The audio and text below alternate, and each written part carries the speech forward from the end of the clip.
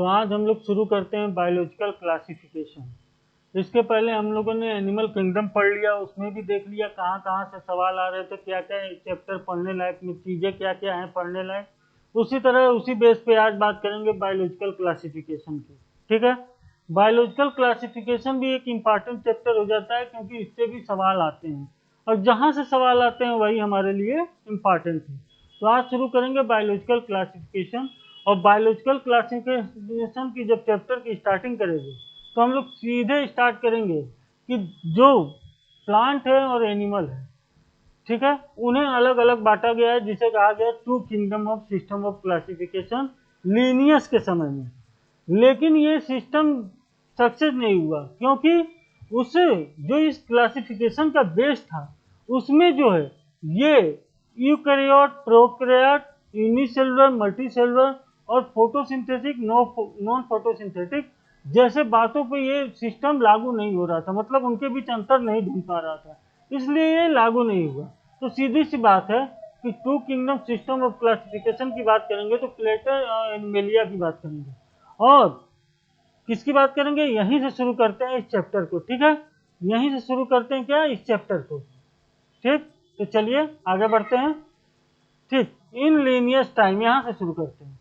To kingdom of system of classification कौन कौन थे, प्लांटिया एंड एनिमलिया। ठीक, लेकिन ये सिस्टम क्या हुआ, नहीं चला। क्यों नहीं चला, क्योंकि ये नहीं खोज पाया अंतर किसके बीच, यूकैरियोट प्रोकैरियोट, सिंपल भाषा में समझिए, यूनिसेलुलर और मल्टीसेलुलर ऑर्गेनिज्म, बॉडी मतलब ऑर्गेनाइजेशन, और फोटोसिंथेटिक और नॉन फोटोसिंथेटिक मतलब मोड ऑफ न्यूट्रिशन का अंतर नहीं ढूंढ पाया, इसलिए ये सिस्टम ज़्यादा चला नहीं। इसके बाद और ज़्यादा सिस्टम डेवलप हुए, 3 सिस्टम आया, 4 सिस्टम आया, 5 सिस्टम आया। हमारे कोर्स में इंपॉर्टेंट है 5 system of classification, 5 system, 5 kingdom of classification important है। तो टू किंगडम की बात से सीधे हम लोग बात करेंगे नेक्स्ट पेज की, कहाँ, जहाँ बात करता है 5 की। ठीक है, उसके बीच आपको कुछ नहीं पढ़ना है। ठीक, पढ़ेंगे हम वही जो इंपॉर्टेंट है। इस चार्ट को तब देखेंगे जब हम सारी चीज़ों के बारे में, इन सारे मोनेरा प्रोटिस्टा क्या है, फंजाई, प्लेंटेनिया, एनिमलिया, इनके कैरेक्टर क्या है, ये देख लेंगे तो आएंगे इस पे बात करने। उससे पहले हम सीधे देखते हैं कहाँ, इस थ्योरी वाले पार्ट पे, जिस पे दिया है कि विटेकर ने दिया था 5 किंगडम ऑफ क्लासिफिकेशन। बहुत इंपॉर्टेंट क्वेश्चन है, बहुत बार रिपीटेड क्वेश्चन है, बहुत बार आता है, नीट के लिहाज से इंपॉर्टेंट है। ठीक है, क्या विटेकर, आर.एच. विटेकर ने क्या दिया था, पहले याद रखना है, 5 किंगडम ऑफ क्लासिफिकेशन दिया था। इसमें जो है Monera protista, fungi, planet and Animalia, जिसमें 4 किंगडम क्लासिफिकेशन में तो Monera protista, planet and Animalia थे, मतलब जो इंक्लूड हुआ 5 किंगडम ऑफ क्लासिफिकेशन में वो क्या था, वो था फंजाई। इस बात को भी याद रखेंगे कि 5 kingdom of classification R H. Whittaker ने दिया, इन्होंने 4 किंगडम ऑफ क्लासिफिकेशन में फंजाई इंक्लूड किया और 5 किंगडम ऑफ क्लासिफिकेशन दिया। किस किस बेस पे दिया, इस बात को भी याद रखना है। जब बात होगी तो उन्होंने दिया इसको सेल स्ट्रक्चर के बेस पे, इसके बेस पे, सेल स्ट्रक्चर के बेस पे, और बॉडी ऑर्गेनाइजेशन मैंने बॉडी यूनिसेलुलर है कि मल्टी सेलुलर है, मोड ऑफ न्यूट्रिशन कैसे वो अपना पोषण कर रहे हैं, क्या उनमें रिप्रोडक्शन हो रहा है, और उनके फाइलोजेनेटिक रिलेशन क्या है, इनके बेस पे जो है, इनके बेस पे जो है विटेकर ने 5 किंगडम ऑफ क्लासिफिकेशन दिया। ठीक, जो आगे चल के क्या हुआ, 6 किंगडम ऑफ क्लासिफिकेशन में बदला। 6 किंगडम क्लासिफिकेशन में इसमें ज्यादा कुछ हुआ नहीं, बस ये मोनेरा था किंगडम, इसको 3 डोमेन सिस्टम कहते हैं वो उसे, उसमें मोनेरा को क्या किया, 2 डोमेन्स में बांट दिया। किसमें किसमें, 2 डायमेंस में, आर्चियोबैक्टीरिया और यू बैक्टीरिया में। ठीक, तो उसे कहने लगे हम लोग क्या, 6 किंगडम ऑफ क्लासिफिकेशन, बाकी सब सारी चीजें वैसे ही रह गई। ठीक, तो इस लाइन को भी याद रखिएगा कि किसको, 6 किंगडम क्लासिफिकेशन में या 3 डोमेन सिस्टम पूछेगा या 6 किंगडम क्लासिफिकेशन पूछेगा तो उसमें क्या किया गया, मोनेरा को 2 डोमेन्स में बांट दिया। कौन कौन से, यू बैक्टीरिया एंड आर्चियोबैक्टीरिया, अभी आगे पढ़ेंगे। और ये 6 किंगडम क्लासिफिकेशन किसने दिया, जैसे विटेकर ने दिया किसे, 5 को, तो 6 को किसने दिया, कार्ल वोस, नाम याद रखेंगे। नाम याद रखेंगे, नोट कर लेंगे अपनी एनसीईआरटी में। कार्ल वोस ने दिया क्या, 6 किंगडम ऑफ क्लासिफिकेशन। ठीक, ये रही 5 और 6 किंगडम क्लासिफिकेशन की बात। ठीक है, अब इनकी बातें छोड़ दीजिए। अब ये सारी चीजें जो ये थ्योरी में दे रहा है, ये हमें आगे पढ़ना है, सारे एग्जाम्पल, नाम, सब कुछ पढ़ना है, इसलिए आगे चलिए। आगे जब आप चलेंगे, ठीक है, तो अब बात करेगा किसकी, सीधे किंगडम मोनेरा की। देखिए, हम वही देखेंगे जो इम्पॉर्टेंट भी है, जो आपके मतलब हर लेवल के एग्जाम में आता है, वो चाहे इंटर का एग्जाम हो, चाहे वो नीट का एग्जाम हो, और खासकर नीट के एग्जाम के लिए ही देखेंगे जो आपके लिए इम्पॉर्टेंट होगा। तो हम बात करते हैं किसकी, मोनेरा की। आराम से देखिए, मोनेरा की बात आते ही जान जाइएगा कि सारी बैक्टीरिया की बात आ रही है। किसकी बात आ रही है, सारे बैक्टीरिया की बात आ जाएगी। पहली लाइन याद रखिएगा, मोनेरा की बात आते ही बैक्टीरिया की बात आ गई। और बैक्टीरिया आपको मालूम है हर जगह पाए जाते हैं। ठीक है, हॉट स्प्रिंग में भी पाए जाते हैं, डिजर्ट में भी पाए जाते हैं, स्नो में भी पाए जाते हैं, डीप ओशियन में भी पाए जाते हैं, हर जगह ये सरवाइव कर लेते हैं। ठीक, और ये या तो अपना फूड खुद बनाते हैं, या तो दूसरे पे डिपेंड रहते हैं। जो दूसरे पे डिपेंड होते हैं उन्हें क्या कहते हैं, पैरासाइट होते हैं। मतलब या तो खुद बनाते हैं या तो पैरासाइट होते हैं। ठीक है, मोनेरा में आ गया बैक्टीरिया। अब ये इतने सारे बैक्टीरिया हैं, इनको क्लासिफाइड करने के लिए इन्हें के शेप के आधार पर इन्हें 4 कैटेगरी में बांटा गया है। कैसे कैसे शेप है, उन्हें क्या क्या कहते हैं, यहां से नीट का क्वेश्चन भी गिरता है। ठीक, देखिए क्या है, जो बैक्टीरिया स्पेरिकल शेप का होगा उसे कहेंगे कोकी, स्पेरिकल कोकस, या प्लूरल में उन्हें क्या कहेंगे, पीएल का मतलब होता है प्लूरल।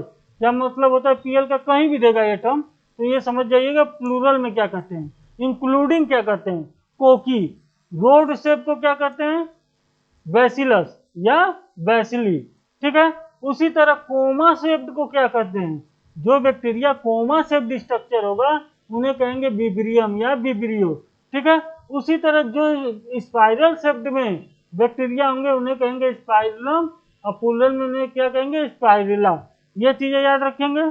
ठीक है, spherical cocci, rod shaped bacilli, comma shaped vibrio and spiral spirilla, ये चारों याद रखेंगे स्ट्रक्चर। ठीक, और इस फिगर थोड़ा इंपॉर्टेंट है।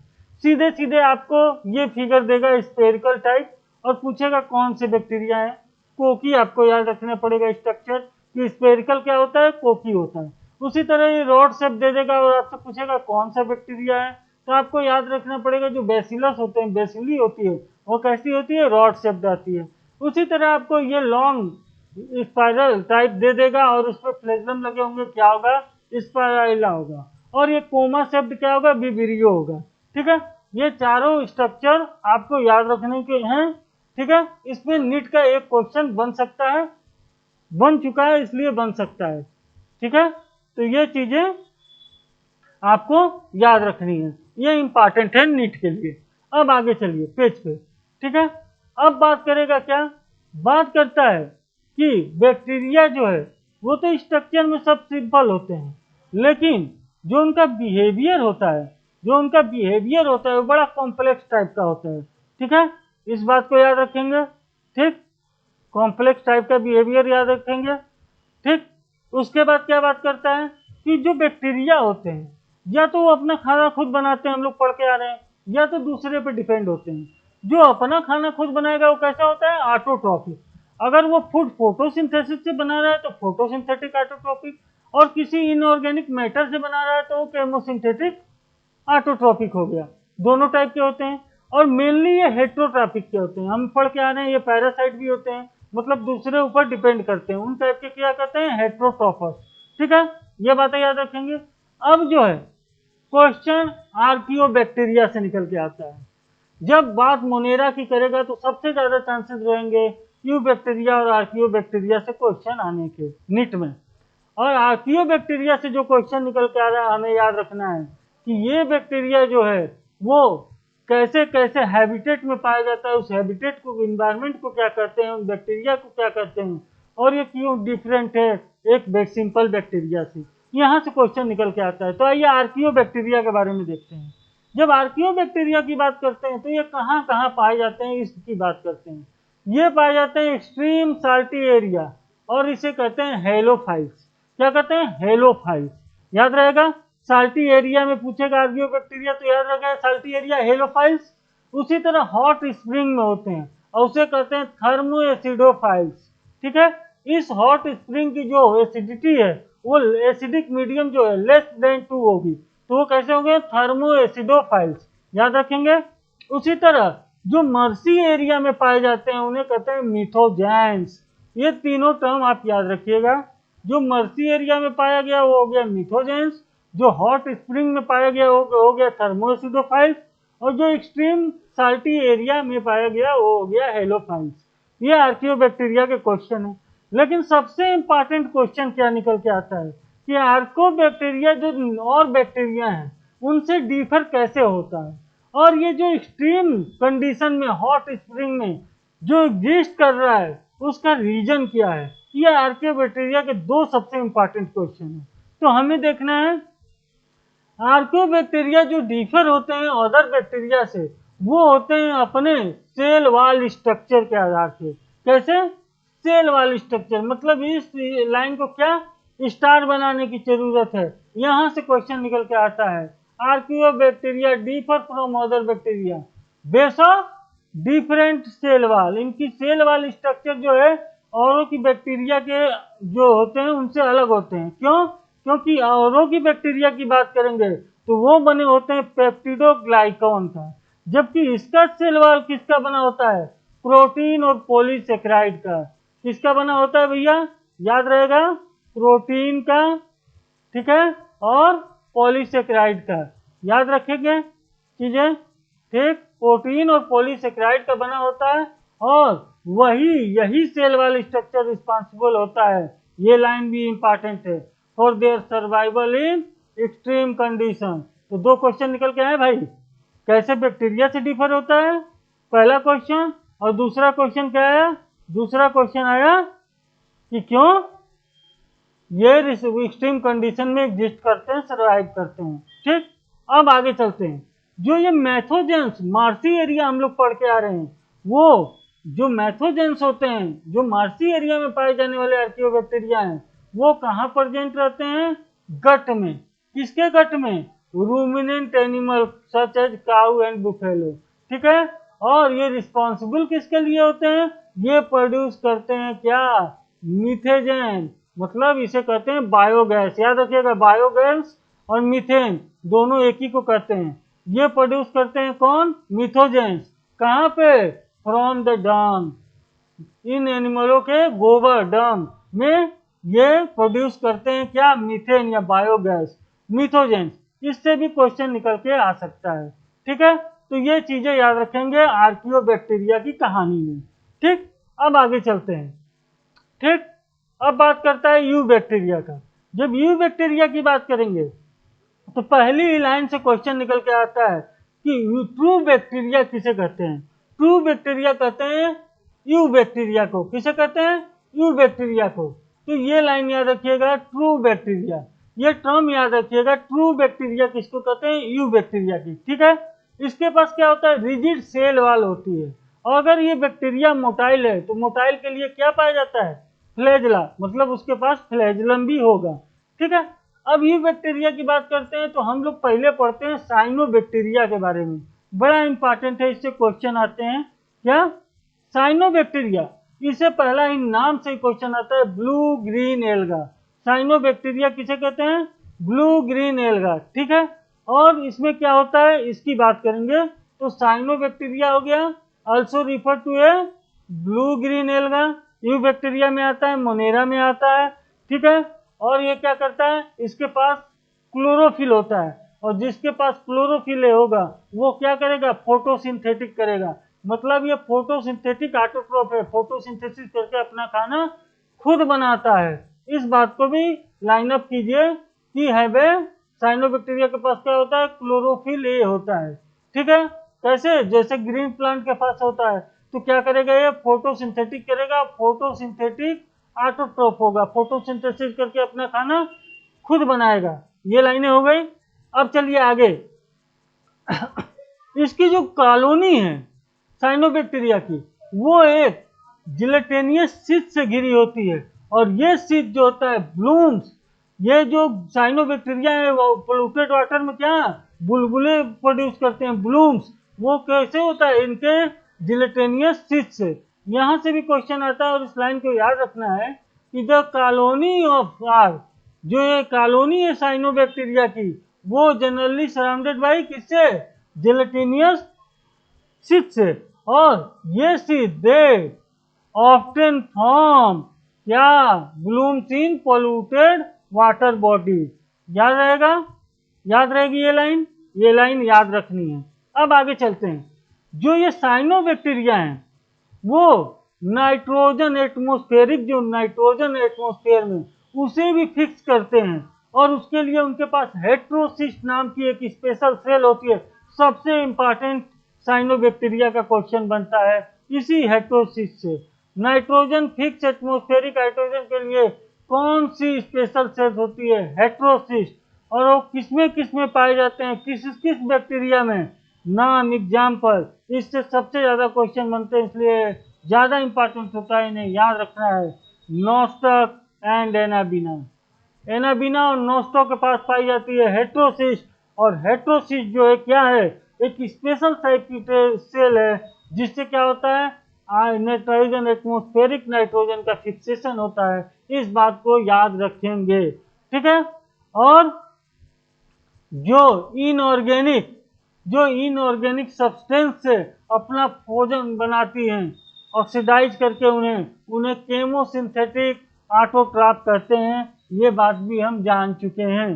फोटोसिंथेटिक ऑटोट्रॉफ और केमोसिंथेटिक ऑटोट्रॉफ की भी बात हम लोग जान चुके हैं कि ये कैसे करते हैं, ऑक्सीडाइज करते हैं वेरियस इनऑर्गेनिक सब्सटेंस को, जैसे नाइट्रेट है, नाइट्राइट, अमोनिया, और क्या करते हैं, एनर्जी प्रोड्यूस करते हैं, ठीक है। इनकी release energy of their ATP, energy release कराते हैं।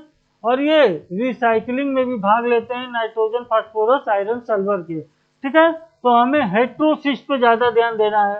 हेट्रोसिस्ट को स्टार बना लीजिए, स्टार बना लीजिए भैया, हेट्रोसिस्ट को स्टार बना लीजिए, ठीक है। इस पे ज्यादा ध्यान देना है। कैसा होगा, किसके पास होगा, नोस्टॉक एंड एनाबिना के पास क्या है, एक नाइट्रोजन फिक्सेसिंग स्पेशल टाइप सेल है, ठीक है। अब जो है बगल में ही आ जाइए, ये फिगर जो दिया है, ये फिगर से भी सीधे सीधे क्वेश्चन पूछता है। और क्या पूछेगा, या तो ए पूछ देगा हेट्रोसिस्ट, या ये बी पूछ देगा म्यूसिलेजिनस सिस्ट। ये दोनों क्वेश्चन आते हैं, ठीक है। तो इस फिगर को भी जो है ब्लू ग्रीन एल्गा नोस्टक के फिगर को याद रखेंगे। इसमें क्वेश्चन का मतलब ये है कि हेट्रोसिस्ट बहुत इंपॉर्टेंट है, इसको याद रखेंगे और इसके एग्जाम्पल नोस्टक और एनाबिना को याद रखेंगे, ठीक। आगे चलिए, हेट्रोट्रोपिक बैक्टीरिया की बात करते हैं। हमें मोड ऑफ न्यूट्रिशन में 3 बैक्टीरिया के बारे में जानते हैं, फोटो, केमो, हेट्रो। जो हेट्रोट्रोपिक है वो दूसरे पर डिपेंड रहते हैं, ठीक है। और इसमें मेजोरिटी किसकी होती है, डिकम्पोजर। डिकम्पोजर मैंने जो डेड ऑर्गेनिक मैटर पे डिपेंड करते हैं अपने फूड के लिए, ठीक है, ठीक। अब आगे चलिए तेजी के साथ। जो पढ़ने लायक है वही पढ़ेंगे, जो आ सकता है वही पढ़ेंगे, ठीक है। बात करता है किसकी, इस पेज में बात करता है, ठीक है। याद रखिएगा कि क्या होता है, सम आर पैथोजन, ये बैक्टीरिया पैथोजेंस भी होते हैं, हमें पता है सब। और ये कहाँ, क्रॉप में भी पैथोजेंस का काम करते हैं, फसलों में, एनिमल में भी, पेट्स में भी, ठीक है। इनसे होने वाले बैक्टीरियल डिजीज का नाम याद रखिएगा, कभी कभी पूछ देता है बैक्टीरिया से होने वाले डिजीज। तो इसमें आपको कॉमन तो ये सब है ही हैं, कोलेरा है, टाइफाइड है, टेटनस है, ये सब तो आसानी से लोग कर जाते हैं। लेकिन भैया ये साइट्रस कैंकर जो प्लांट का डिजीज है, ये एक बैक्टीरियल डिजीज है, ये इंपॉर्टेंट है, इससे क्वेश्चन कई बार बन चुका है। और आगे भी जहां हम डिजीज के बारे में पढ़ेंगे वहां ये साइट्रस कैंकर का जिक्र शायद ही हो, इसलिए यही याद रखने लेना है कि ये बैक्टीरिया जो है वो जो डिजीज काज करता है उसमें एक डिजीज का नाम है साइट्रस कैंकर। तो साइट्रस कैंकर किससे होने वाले डिजीज हैं, बैक्टीरिया से होने वाले डिजीज हैं। बाकी सब हम लोग कोलेरा, टाइफाइड, टेटनस के बारे में बैक्टीरिया से होंगे और इनके डिटेल में भी आगे पढ़ेंगे। लेकिन साइट्रस कैंकर छूट न जाए इसलिए यही याद करेंगे कि साइट्रस कैंकर किससे होता है, बैक्टीरिया से होता है। अब आगे चलिए, जो रिप्रोडक्शन की बात करेंगे तो bacteria reproduce mainly by fusion, किससे? फ्यूजन से ही, माने break down of the fusion, ठीक है, से ही रिप्रोड्यूस करता है मेनली, ठीक है। अनफेवरेबल कंडीशन की बात करते हैं तो ये कभी कभी स्पोर भी बनाता है।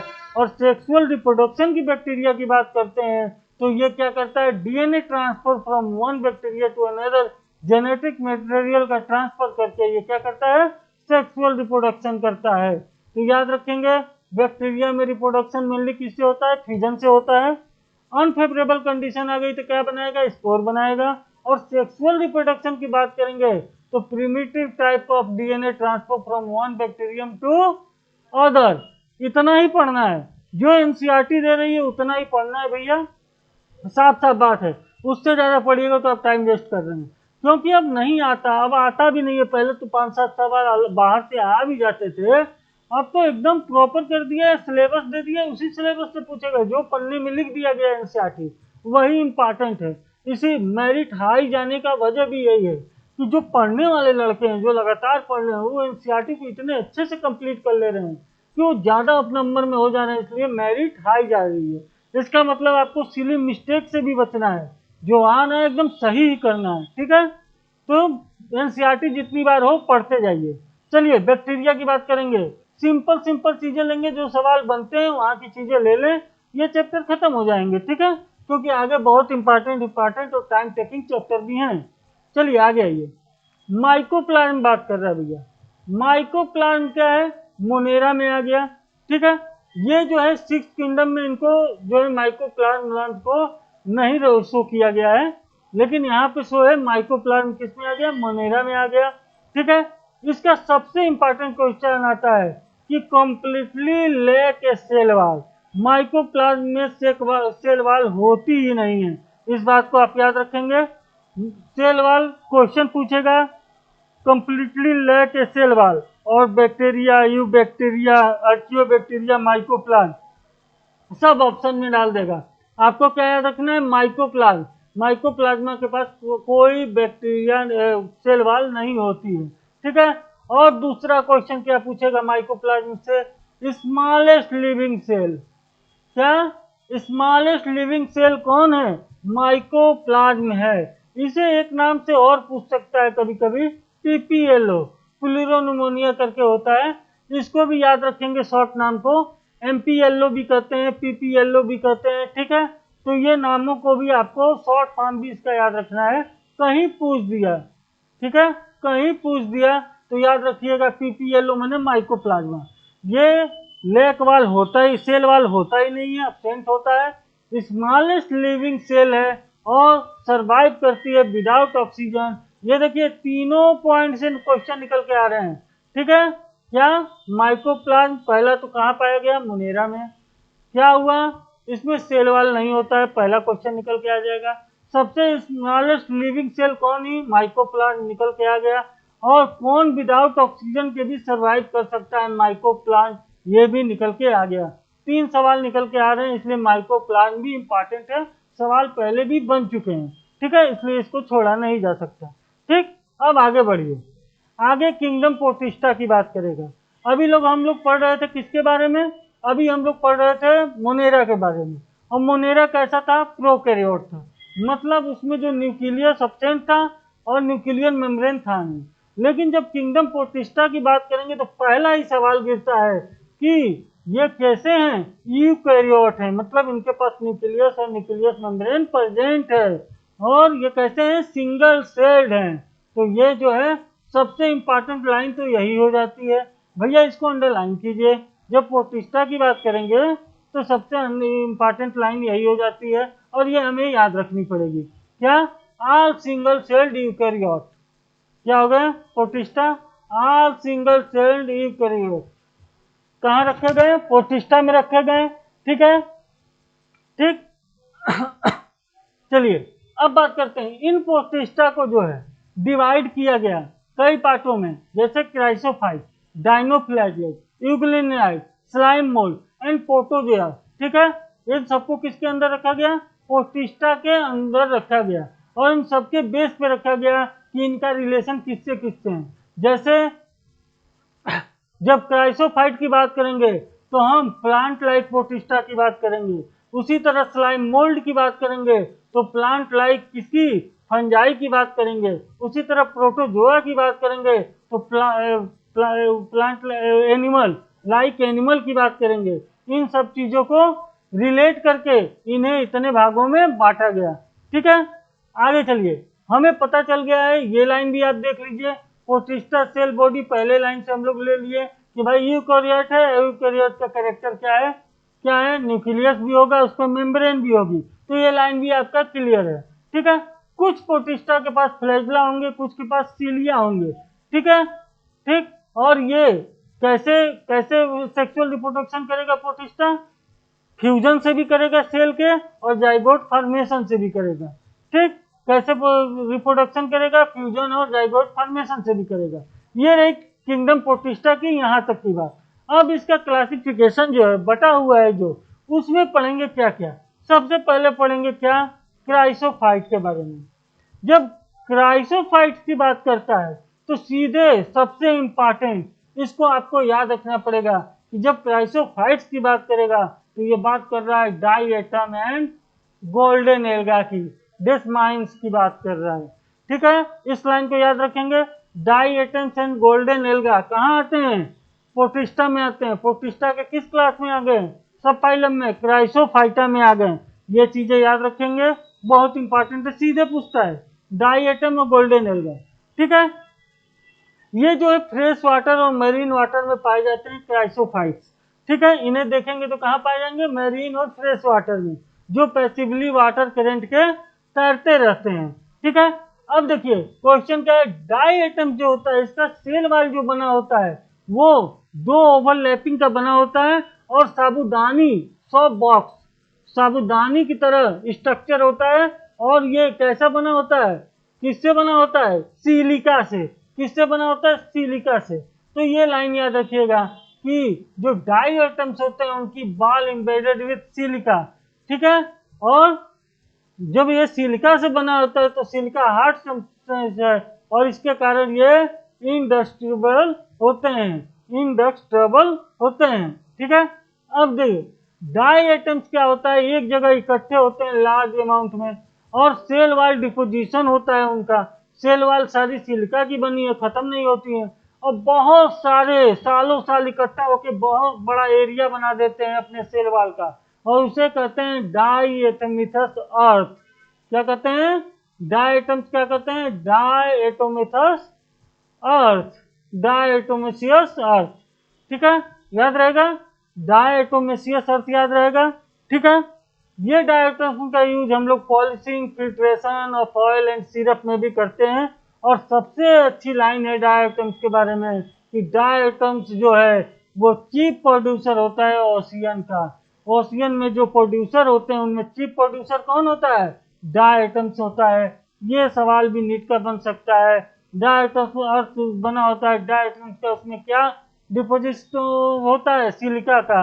किसके बने होते हैं, से वाल इसके सिलिका के। और डाई एटम्स गोल्डन एल्गा किसमें आते हैं, क्राइसोफाइटा में। ठीक है, ये क्वेश्चन बन सकते हैं, इनको अंडरलाइन कीजिए, याद कर लीजिएगा।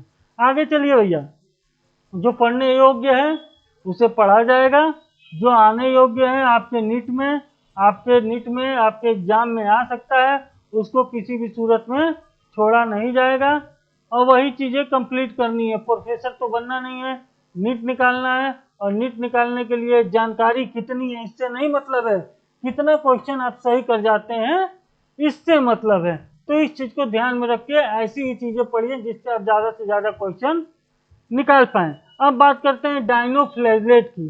जब डायनोफ्लैगेलेट की बात करते हैं तो ये भी मोस्टली क्या होता है, मेरीन माने समुद्र में पाया जाने वाला है डायनोफ्लैगेलेट। ठीक है, और कैसा होता है, फोटोसिंथेटिक, मतलब फोटोसिंथेसिस करता है। ठीक है, ये कई कलर का अपेयर हो सकता है। कैसा कैसा, कई कलर का, येलो, ग्रीन, ब्राउन, कैसा भी अपेयर हो, पिगमेंट के बेस पर अपेयर हो सकता है। ठीक है, सेल वाल जो है स्टिफ सेलुलोज प्लेट की आउटर सरफेस पर बनी होती है और ठीक है, और इसके पास टू फ्लैजला होता है। तो ये चीजें दो याद रखने लायक है। डायनोफ्लैगेलेट की बात करेगा तो क्या बात करेगा, ये मैरीन और फोटोसिंथेसिस होती है। इसकी सेल वाल जो होती है वो स्टीप सेलुलोज प्लेट की बनी होती है, कहाँ, आउटर सरफेस पे, और most of the steel cellulose plate बने हार्ड सेलुलोज प्लेट की। और क्या होता है, इसके पास क्या होता है, टू फ्लैजला होता है, तभी तो फ्लैजलेट टर्म आया है। कितने फ्लैजलेट होता है, टू फ्लैजलेट होता है, ठीक है। और सबसे इंपॉर्टेंट डायनोफ्लैजलेट से जो क्वेश्चन बनता है वो क्वेश्चन ये है कि जो रीड रेड सी दिखता है या रेड टाइड होता है वो किसकी वजह से होता है। तो जो रेड डायनोफ्लैजलेट है, जो लाल रंग के डायनोफ्लैजलेट दिखते हैं, उसे नाम याद रखिएगा सबसे इंपॉर्टेंट, गोनियोलेक्स। क्या, गोनियोलेक्स। गोनियोलेक्स जो रेड डायनोफ्लैजलेट, नाम सीधे पूछता है गेनियोलेक्स, रेड डायनोफ्लैजलेट बात की बात है, सीधे याद रखिए गेनियोलेक्स, ठीक है। ये क्या होता है, रैपिड मल्टीप्लिकेशन करते हैं सी में, और सी कैसा दिखने लगता है, रेड। ये क्वेश्चन बहुत इंपॉर्टेंट है, आ भी चुका है और आने की संभावना भी रहती है अगर डायनोफ्लैजलेट से क्वेश्चन गिरा तो, ठीक है। इंपॉर्टेंट है, स्टार बना लीजिए। इस लाइन को आपको याद रखना है एकदम कि क्या है, red dinoflagellate example gonyaulax under rapid multiplication, इससे क्या होता है, सी जो है रेड अपीयर होता है, ठीक है। लार्ज नंबर में टॉक्सिन रिलीज करते हैं जो दूसरे चीजों को, एनिमल्स को मार देते हैं। ये क्वेश्चन, ये चीजें आप याद रखेंगे डायनोफ्लैजलेट के बारे में प्रोटिस्टा में। अब यूग्लिनाइड के बारे में बात करेंगे। यूग्लिनाइड से क्या क्वेश्चन गिरता है, ठीक है। यूग्लिनाइड से पहला क्वेश्चन गिर सकता है कि ये स्टेंगेंट वाटर में पाई जाती है, किसमें, ठहरे हुए पानी में पाई जाती है, ठीक। और ठीक है, और इसकी जो सेल वाल है वो प्रोटीन रिच लेयर की बनी होती है जिसे पेलिकल कहते हैं, बहुत इंपॉर्टेंट है, और जो बॉडी को फ्लेक्सिबल बनाने में क्या होता है, मदद करता है। बहुत इंपॉर्टेंट क्वेश्चन यूग्लिनाइड से गिरेगा, तो गिरेगा सेल वाल किसकी बनी होती है, प्रोटीन रिच लेयर की, क्या कहते हैं उसके, पेलिकल, और ये क्या करती है, बॉडी को फ्लेक्सिबल बनाती है, ठीक है। ये बहुत इंपॉर्टेंट लाइन है, इस लाइन को आपको याद रखना पड़ेगा, ठीक। यूग्लिनाइड्स की बात करेगा तो ये बात करेंगे। अब जो है यूग्लिनाइड्स की बात करेगा तो इसके पास भी डायनोफ्लैजलेट की तरह दो फ्लैजला रहेंगे, ठीक है, याद रखेंगे दो फ्लैजला रह रहे हैं। और डायनोफ्लैजलेट की तरह ये भी फोटोसिंथेसिस करेगी प्रेजेंस ऑफ सनलाइट में, लेकिन अगर सनलाइट नहीं है तो ये हेटेरोट्रोपस बिहेव करेगी, मतलब दूसरे पर डिपेंड हो जाएगी, ठीक है। इन चीजों को आगे बढ़िए। यूग्लिना इसका एग्जाम्पल है, और ये सबसे एक लाइन का क्वेश्चन गिरता है कि जो इसमें पिगमेंट होते हैं यूग्लिना में, यूग्लिनॉइड में, वो आइडेंटिकल होते हैं किसके, हाइयर प्लांट के। तो हाइयर प्लांट के क्या है, सबसे नजदीक कौन है, यूग्लिनॉइड है। मतलब अगर क्वेश्चन पूछ दिया कि प्लांट लाइफ, क्या क्वेश्चन पूछ दिया आपसे भैया, अगर पूछ ही दिया कि प्लांट लाइक क्या पूछ दिया, प्रोटिस्टा, ठीक है, प्लांट लाइक प्रोटिस्टा, ठीक है। तो आपको याद रखना पड़ेगा यूग्लिनॉइड। अब आगे चलिए, स्लाइम मोल्ड, इसमें क्या याद रखने लायक चीज है, this is the part of protista का ही हिस्सा है।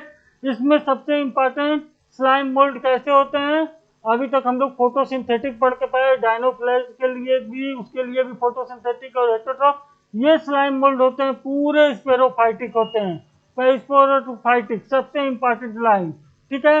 इस चीज को हम याद रखेंगे कि स्लाइम मोल्ड्स आर स्पेरोफाइटिक प्रोटिस्ट। सबसे इंपॉर्टेंट ये क्वेश्चन पूछ सकता है स्लाइम मोल्ड से सीधे सीधे, कैसा मोड ऑफ न्यूट्रिशन है, स्पेरोफाइटिक है, ठीक है। याद रखिएगा, body moves along decaying twigs and leaves engulfing organic matter, ठीक है, ये भी याद रखिएगा। और जो ये बॉडी में सुटेबल कंडीशन में फॉर्म करते हैं, प्लाज्मोडियम किसमें पाया जाता है, स्लाइम मोल्ड में, ठीक है, फॉर्म करते हैं, ठीक है। और ये क्या करता है, ग्रो होता है, स्प्रेड ओवर सेवरल फीट, बहुत से फीट में बन जाता है प्लाज्मोडियम, ठीक है। और कैसा होता है, ये जो है सुटेबल कंडीशन में आते हैं प्लाज्मोडियम, जो बहुत से फीट में आ जाते हैं, स्प्लिट हो जाते हैं, ठीक है। याद रखिएगा स्लाइम मोल्ड की कंडीशन है। लेकिन अनफेवरेबल कंडीशन में यही प्लाज्मोडियम क्या करते हैं, डिफ्रेंशिएट होते हैं और फॉर्म करते हैं किसको, फ्रूटिंग बॉडी। और इस फ्रूटिंग बॉडी में क्या होते हैं, स्पोर होते हैं इसके टिप पे। ये बात भी जानकारी में रखिएगा कि फेवरेबल कंडीशन में जो प्लाज्मोडियम स्लाइम मोल्ड में बना वो तो फिट में चेंज हो गया, लेकिन अगर अनफेवरेबल कंडीशन में बना प्लाज्मोडियम तो डिफ्रेंशिएट हो जाएगा और फॉर्म करेगा क्या, फ्रूटिंग बॉडी, जिसमें क्या प्रियर रहेंगे, स्पोर एट देयर टिप। ठीक है, याद रहेगा। और इनके स्पोर के पास ट्रू वॉल्स होती है, इसलिए बहुत सालों तक सरवाइव करते हैं। ठीक है, ये चीजें आप स्लाइम मोल्ड्स में याद रखेंगे। और इस स्पैरोफाइटिक बेस पे कर सकते हैं क्या, फंगाई। अगर क्वेश्चन पूछ दिया फंगाई लाइक प्रोटिस्ट तो कौन होगा, प्रोटिस्टा, स्लाइम मोल्ड होगा। ठीक है, प्रोटिस्टा कौन होगा, स्लाइम मोल्ड होगा। ये चीजें स्लाइम मोल्ड के बारे में याद रखेंगे। अब protozoa, all protozoa are heterotrophs, मतलब ये खाने के लिए दूसरे पे ही है, live as predator and parasite. ठीक है भाई, दूसरे पे डिपेंड है। ठीक। अब ये 4 भागों में बांटे गए हैं, कौन कौन, इनके स्ट्रक्चर पे देख लेंगे। पहला है एमोबॉइडल प्रोटोजोआ। ठीक है, ये रहता है फ्रेश वाटर, सी वाटर, मॉइस्ट वाटर में। कौन सा, एमोबॉइडल प्रोटोजोआ। ठीक है, इनके बारे में देखें, इन चारों के बारे में पढ़ें क्या है। ठीक, कि इनके पास प्रे आउटपुटिंग आउट सुडोपोडिया भी आता है। ठीक है, इन अमीमा मैरून फॉर्म है silica cells on their surface, marine form. ये लाइन याद रखिएगा कि जो भी मैरीन फॉर्म है, मैंने जो भी मैरीन फॉर्म है उनके जो अपर सरफेस पे क्या है, सिलिका सेल्स हैं। ठीक है। और इसमें एंट अमीबा कैसा है, ये है पैरासाइट। ठीक है, सुडोपोडिया या फॉल्स फिट किसके पास है, अमीबा के पास है। ये चीजें याद रखेंगे आपको, ये चीजें आपको याद रखना है कि सूडोपोडिया किसके पास है, अमीबा के पास है। मैरीन जो है उनके पास क्या है, सिलिका सेल है। और पैरासाइट कौन है, एंट अमीबा है। ये कैसे हैं, प्रोटोजोआंस हैं। और कैसे हैं, एमोबॉइडल हैं। अब फ्लैजेलेटेड प्रोटोजोआन, नाम से ही पता चल रहा है इनके पास फ्लैजला होगा। ठीक है, ये फ्री लिविंग भी हो सकते हैं, पैरासाइटिक भी हो सकते हैं, और इनके पास फ्लैजला है। नाम से ही पता है कि इनके पास फ्लैजेलेटेड प्रोटोजोआ फ्लैजला होगा। और ये डिजीज बहुत इंपॉर्टेंट है, ऐसे क्वेश्चन गिरता है, सीधे पूछता है स्लीपिंग सिकनेस किससे होती है, फ्लैजेलेटेड प्रोटोजोआंस। याद रखेंगे, फ्लैजेलेटेड प्रोटोजोआ से होती है स्लीपिंग सिकनेस। और उस फ्लैजेलेटेड प्रोटोजोआ का नाम है टिप्नोसोमा। टिप्नोसोमा याद रखेंगे। टिप्नोसोमा के बारे में, टिप्नोसोमा से क्या हो गया, स्लीपिंग सिकनेस हो गया। और ये क्या है, फ्लैजेलेटेड प्रोटोजोआ है। तो क्वेश्चन कैसे भी पूछे, स्लीपिंग सिकनेस फ्लैजेलेटेड प्रोटोजोआ से होता है, ये भी टिक कर लेंगे। अगर स्लीपिंग सिकनेस नाम दे रहा है तो टिप्नोसोमा से होता है, ये भी टिक कर लेंगे। तो इसे स्टार बनाइए, इसे स्टार बनाइए, जहां जहां मैं साइन दे रहा हूँ इसे स्टार बनाइए। एंट अमीबा इज पैरासाइट, इसे स्टार बनाइए। ये सब क्वेश्चन आते रहते हैं। अब सिलिएटेड प्रोटोजोआ, सिलिएटेड हम समझ गए, इसके पास सिलिया होगा भाई, 1000 ऑफ सिलिया होती है। ठीक है, ठीक, इसके पास सिलिएटेड जो प्रोटोजोआंस होते हैं उसके पास बुलेट होता है जो outside of the cell surface खुलता है। ठीक है, अब इसमें coordination of row of cilia, cilia का काम सिलिएटेड प्रोटोजोआ में क्या रह गया, coordination movement of the row of cilia cause the water लेनेंट food to be straight into gullet. Gullet में क्या करता है, ये फूड का वाटर लोजेड फूड जो है विथ फूड स्ट्रेट इनटू क्या करता है, इनटू गुलेट। ठीक है, एग्जांपल सिलिएटेड प्रोटोजोआ का सीधे पूछेगा पैरामीशियम, याद रखिएगा। सिलिएटेड का पूछेगा पैरामीशियम, फ्लैजेलेटेड का पूछेगा टिप्नोसोआ, एमोबॉइडल प्रोटोजोआ के तो अमीबा एंट अमीबा। ठीक है, ये बातें हो गई। अब एक बचता है स्पोरोजोआ। ठीक है, स्पोरोजोआ के बारे में करेंगे तो स्पोरोजोआ नाम के बेस पे याद रखिए कि इनका जो लाइफ स्टेज में स्पोर लाइक स्टेज है वो इन्फेक्शियस होता है। ये लाइन याद रखिए कि स्पोरोजोआ में जो इन्फेक्शियस स्पोर लाइक स्टेज है, कौन सी लाइफ साइकिल में कौन सा इन्फेक्शियस स्टेज है, स्पोर लाइक स्टेज जो है इन्फेक्शियस है।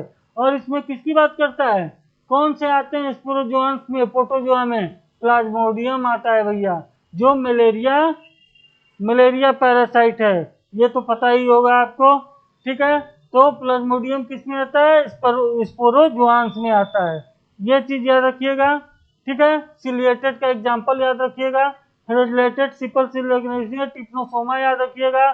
सूडोपोडिया जो है अमीबा, फॉल्स फूड सूडोपोडिया किसमें? अमीबा। मैरीन वाले जो अमीबा फोटो जो है उनमें सिलिका सेल, और एंट अमीबा कैसा हो गया? पैरासाइट। यहाँ से इतने क्वेश्चन बन सकते हैं, इन्हें आपको याद रखना है। तो हम लोगों ने भाई प्रोटिस्टा की बात कर ली। ठीक है, कहाँ कहाँ से सवाल आ रहे थे देख लीजिए। अब हम लोग बात करेंगे फंगी की। किसकी? फंजाई की। जब फंगी की बात करेंगे तो सबसे पहले बात करेंगे कि सब कैसे होते हैं। इसमें हेट्रोट्रोपिक ऑर्गेनिज्म होते हैं, माने खुद खाना होना पानी नहीं करते हैं। ठीक है, ये बात याद रखेंगे। इसमें कहाँ पाए जाते हैं ये? ज्यादातर मॉइस्ट जगह पे, जैसे मॉइस्ट ब्रेड या रोटन फ्रूट, सड़े हुए फल पे ये ज्यादातर देखे जाते हैं। ये आम बात है, ये आपको भी पता है। ठीक है, रोटन फ्रूट या मॉइस्ट ब्रेड पे देखे जाते हैं। ठीक है, अब ये नाम याद रखिएगा कि मशरूम किस में आता है? फंजाई में आता है। ये इडिबल है। इडिबल फंजाई का नाम देगा तो मशरूम याद रखेंगे। लेकिन टोड स्टूल्स बहुत लोग ध्यान नहीं देते हैं और कंफ्यूज कर जाते हैं कि ये भी एक फंजाई है जो क्या है? टोड स्टूल भी एक फंजाई है। तो जब और भी नाम देंगे, एल्गा का नाम दे देगा जो पढ़ के हम लोग आ रहे हैं, बैक्टीरिया का नाम देगा, और टोड स्टूल्स का नाम देगा, पूछेगा कौन फंजाई है, तो आपको टोड स्टूल्स का नाम याद रखना पड़ेगा। ये भूल ना जाइएगा। मशरूम सब याद रखते हैं, टोड स्टूल लोग ध्यान नहीं देते हैं।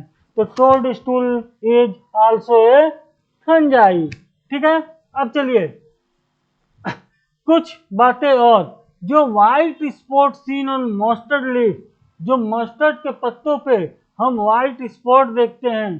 ठीक है, मस्टर्ड सरसों के पत्तों पे जो व्हाइट व्हाइट, गांव के लोगों में देखे होंगे सफेद सफेद धब्बे आ जाते हैं, वो बीमारी किसके लिए चलते होती है? वो पैरासाइट फंगस है। किसके चलते? पैरासाइट फंगस के चलते। याद रखिएगा। तो पूछेगा white spot seen on mustard leaf, fungi, virus, bacteria, आपको फंगस याद रखना होगा। ठीक है, कोई भी चीज मैं छोड़ूंगा नहीं, कोई भी जो चीज आ सकती है वह नहीं छोड़ी जाएगी। ठीक है, तो इस बात को भी, लाइन को भी हम याद रखेंगे।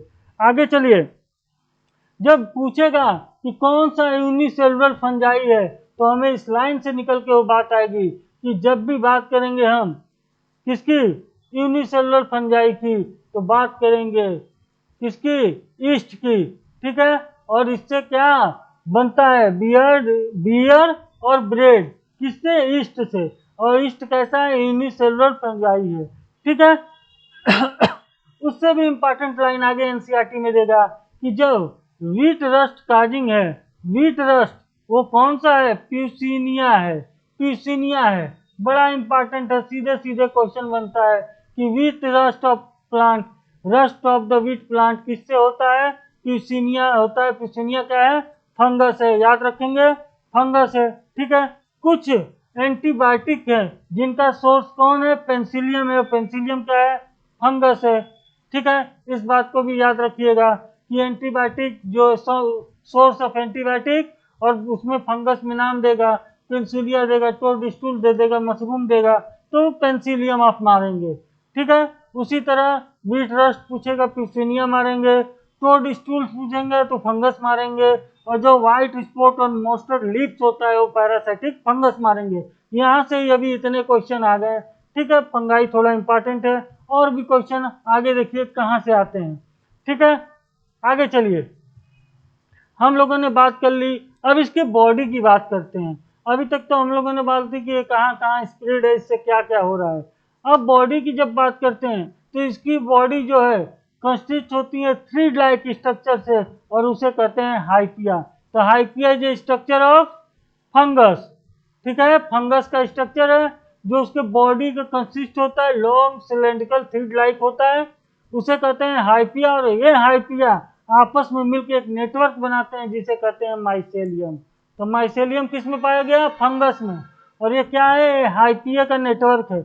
और हाइपिया क्या है? बॉडी स्ट्रक्चर है जो कैसा बना होता है? थ्रेड लाइक स्ट्रक्चर है। इतनी बातें याद रखेंगे। और जो हाइपिया मल्टी न्यूक्लिएटेड होगा उसे कहेंगे कोइनोसाइटिक हाइपिया। ये टर्म याद रहेगा। कोइनोसाइटिक माने मल्टी न्यूक्लिएटेड। साइटोप्लाज्म मतलब मल्टी न्यूक्लिएटेड अगर साइटोप्लाज्म है तो उसे कहेंगे कोइनोसाइटिक हाइपिया। ठीक है। अगर हाइपिया में क्रॉस वॉल पाई गई मतलब उसको क्या कहते हैं? सेप्टा कहते हैं। वैसे हाइपिया को सेप्टा हाइपिया कहते हैं। ठीक है। एक इम्पॉर्टेंट है जो बहुत बार पूछता है, बहुत बार तो बैक्टीरिया के जो है सेल वाल पूछता है, जो हम पढ़ के आए हैं अभी अभी एचियो बैक्टीरिया का प्रोटीन पॉलीसेक्राइड, उसी तरह बैक्टीरिया का पढ़ के आए हैं पेप्टिडोग्लाइकन, उसी तरह फंगाई का पढ़ेंगे सेल वाल। किसका बना होता है? किसका बना होता है? काइटिन और पॉलीसेक्राइड का। बहुत इंपॉर्टेंट है, बहुत बार क्वेश्चन बना है। Cell wall of fungi are composed of chitin and polysaccharide. याद रखेंगे, इस बात को याद रखेंगे। माइसेलियम कहाँ पाया गया? फंजाई में। हाइपिया का नेटवर्क है। हाइपिया कहाँ गया? बॉडी कंसिस्ट रहती है फंगस की, थ्रेड लाइक स्ट्रक्चर है और जिसमें मल्टी न्यूक्लिएटेड साइटोप्लाज्म जिस हाइपिया में पाया जाता है उसे कहते हैं कोनोसाइटिक हाइपिया। ये चीजें याद रखेंगे। ठीक है। हमें मालूम है फंगस हेटेरोट्रॉपिक होता है, ऑर्गेनिक मैटर जो है सॉल्युबल ऑर्गेनिक मैटर को एब्जॉर्ब करके अपना खाना बनाता है। तो एक टर्म आता है स्पेरोफाइट, जो एनसीईआरटी ने मोटे में दे दिया है वो तो खास इंपॉर्टेंट हो जाता है भाई। मोटा आदमी ज्यादा दिखता है, ठीक है, इसलिए वो इंपॉर्टेंट हो जाता है। कैसे? हेटेरोट्रॉपिक फंगी आर हेटेरोट्रॉपिक, ठीक है भाई, समझ में आता है। एब्जॉर्ब करते हैं soluble organic matter from dead substance, इसे कहते हैं किसे? सेप्रोफाइट। जब सेप्रोफाइट की बात करेंगे तो सीधे जान जाइएगा सेप्रोफाइट टर्म देगा कि कोई भी ऐसा चीज जो डेड सब्सटेंस से अपना भोजन ऑर्गेनिक मैटर एब्जॉर्ब कर रहा है उसे कहेंगे सेप्रोफाइट्स। ठीक है। और अगर वो दूसरे प्लांट और एनिमल पर डिपेंड है तो उसे कहेंगे पैरासाइट। उसे कहेंगे पैरासाइट। जीने के लिए किसी पर डिपेंड हो गए तो क्या हो गए? पैरासाइट हो गए। और मरे हुए डेड ऑर्गेनिक मटेरियल से ऑर्गेनिक मटेरियल से अपना भोजन चला रहे हो तो क्या हो गए? सेप्रोफाइट्स हो गए। ठीक है। अब ये फंगी जो है कुछ सिम्बायोटिक एसोसिएशन या रिलेशन बनाती हैं जिनसे इनका काम भी दूसरे के साथ चलता रहे। उस एसोसिएशन में सबसे पहले ये फंगी एल्गा के साथ एसोसिएशन बनाती हैं और एल्गा फंगस एसोसिएशन को कहते हैं लाइकेन। आगे भी पढ़ना है इनके बारे में लेकिन यहाँ भी आया तो इम्पॉर्टेंट है, याद कर लीजिए, रिवीजन हो जाएगा वहाँ।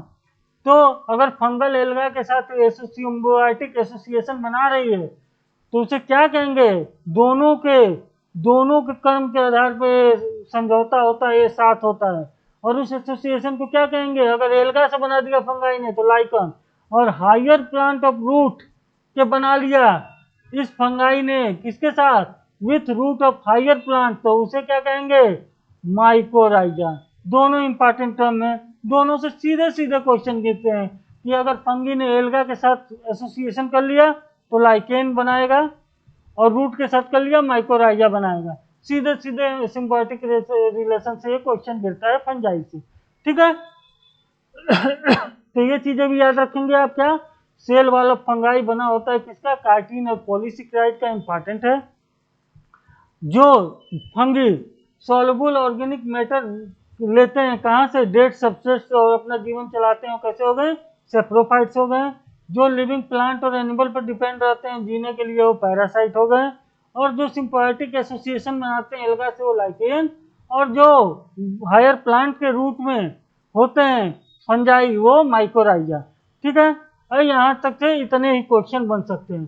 जो मैंने लाइन टिक की है इससे ज़्यादा कोई क्वेश्चन नहीं बन सकता। आगे चलिए।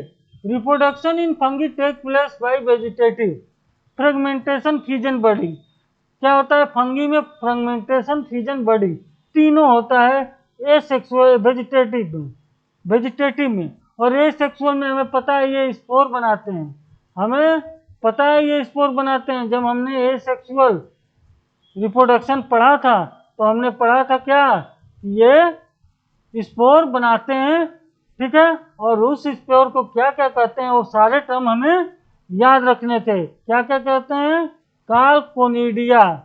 किसमें? कोनिडिया, पेंसिलियम में होता है, याद रखिएगा, वो हम लोग पढ़ चुके हैं 12 चैप्टर एनसीईआरटी 12 चैप्टर फर्स्ट में। कोनिडिया पेंसिलियम में ए सेक्सुअल स्पोर कोनिडिया बनता है, ठीक है। ए सेक्सुअल स्पोर फंजाई करता है कौन कौन? कोनिडिया और स्पोरोंजियोस्पोर और जू स्पोर। मतलब ये तीनों, अगर स्पोर पूछेगा कि फंजाई ए सेक्सुअल रिप्रोडक्शन किससे करता है, तो जू स्पोर ऑप्शन में देगा, मार देंगे।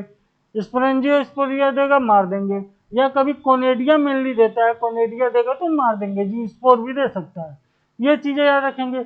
और सेक्सुअल रिप्रोडक्शन करता है उस स्ट्रक्चर का नाम भी याद रखना है, और वो ज्यादा इंपॉर्टेंट है ए सेक्सुअल रिप्रोडक्शन से। क्या भैया?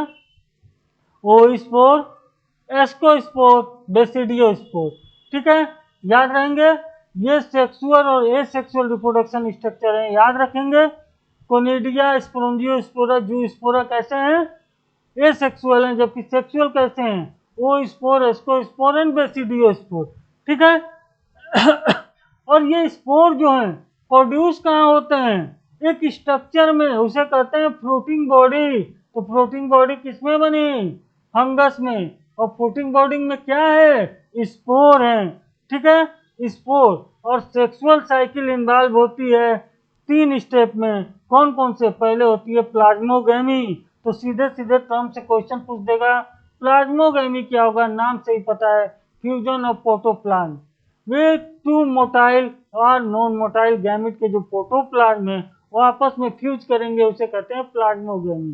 अब फिर क्या होगा? कैरियोगोमी होगा, मतलब उसके दोनों न्यूक्लियाई आपस में फ्यूज होंगे, उसे कहेंगे फ्यूजन ऑफ न्यूक्लियाई को कैरियोगेमी। और उसके बाद जाइगोट मियोसिस करके स्पोर बनाएगा, ठीक है। ये तीनों स्टेप में होता है सेक्सुअल साइकिल फंगस में, ठीक ठीक। अब देखिए ठीक, अब जो है ये डाइकैरियोन, ये डाइकैरियो फेज दे रहा है। इससे भी क्वेश्चन आ सकता है कि जो भी फंगी क्या कर रही है? हाइपिया है, वो आपस में मिल जाते हैं, फ्यूज हो जाते हैं। हाइपियो का नेटवर्क है, आपस में फ्यूज हो गए 2 हाइपिया, ठीक है, 2 हैप्लॉइड हाइपिया आपस में फ्यूज हो गए, ठीक। और उनकी हैप्लॉइड सेल क्या होती है? डिप्लॉइड सेल में चेंज हो जाती है। लेकिन कभी कभी ये जो है कुछ टाइम लेते हैं, और दोनों हैप्लॉइड कैसे होते हैं? डाइकैरियोटिक स्टेट, माने सिंगल सिंगल न्यूक्लियाई ही रह जाते हैं। उस कंडीशन को कहते हैं डाइकैरियोन। और इस फेज को क्या कहते हैं? डाइकैरियो फेज ऑफ फंगस। देखिए हम पढ़ेंगे एनसीईआरटी 12 में पहला चैप्टर, उसमें डाइकैरियो के बारे में अच्छे से पढ़ेंगे। लेकिन यहाँ भी जान जाइए डाइकैरियन क्या है। जब सेक्सुअल रिप्रोडक्शन शुरू होता है और हाइपिया पास पास आते हैं, इनका फ्यूजन होता है, तो इनकी जो 2 न्यूक्लियाई सेलें हैं वो आपस में फ्यूज करती हैं। लेकिन फ्यूज करके वो डिप्लॉयड सेल बनाए, इससे पहले कभी कभी एस्कोमाइसिस और बेसिडियोमाइसिस जैसे फंगी में, हम लोग अभी पढ़ेंगे, क्या होता है? वो हैप्लॉइड फेज में ही प्रेजेंट रहती हैं। उस कंडीशन को कहते हैं डाइकैरियोन। उस फेज को कहते हैं डाइकैरियोन, और उस फेज को कहते हैं डाइकैरियोन फेज, और उस स्टेज को, कंडीशन को कहते हैं डाइकैरियोन, जो बाद में जाके बाद में फ्यूज होती हैं, ठीक है। ठीक है। अब जो है माइसेलियम पढ़े हम लोग, हाइपियो का जहाँ नेटवर्क था। अब मोड ऑफ स्पोर फॉर्मेशन पढ़े हम लोग, ठीक है।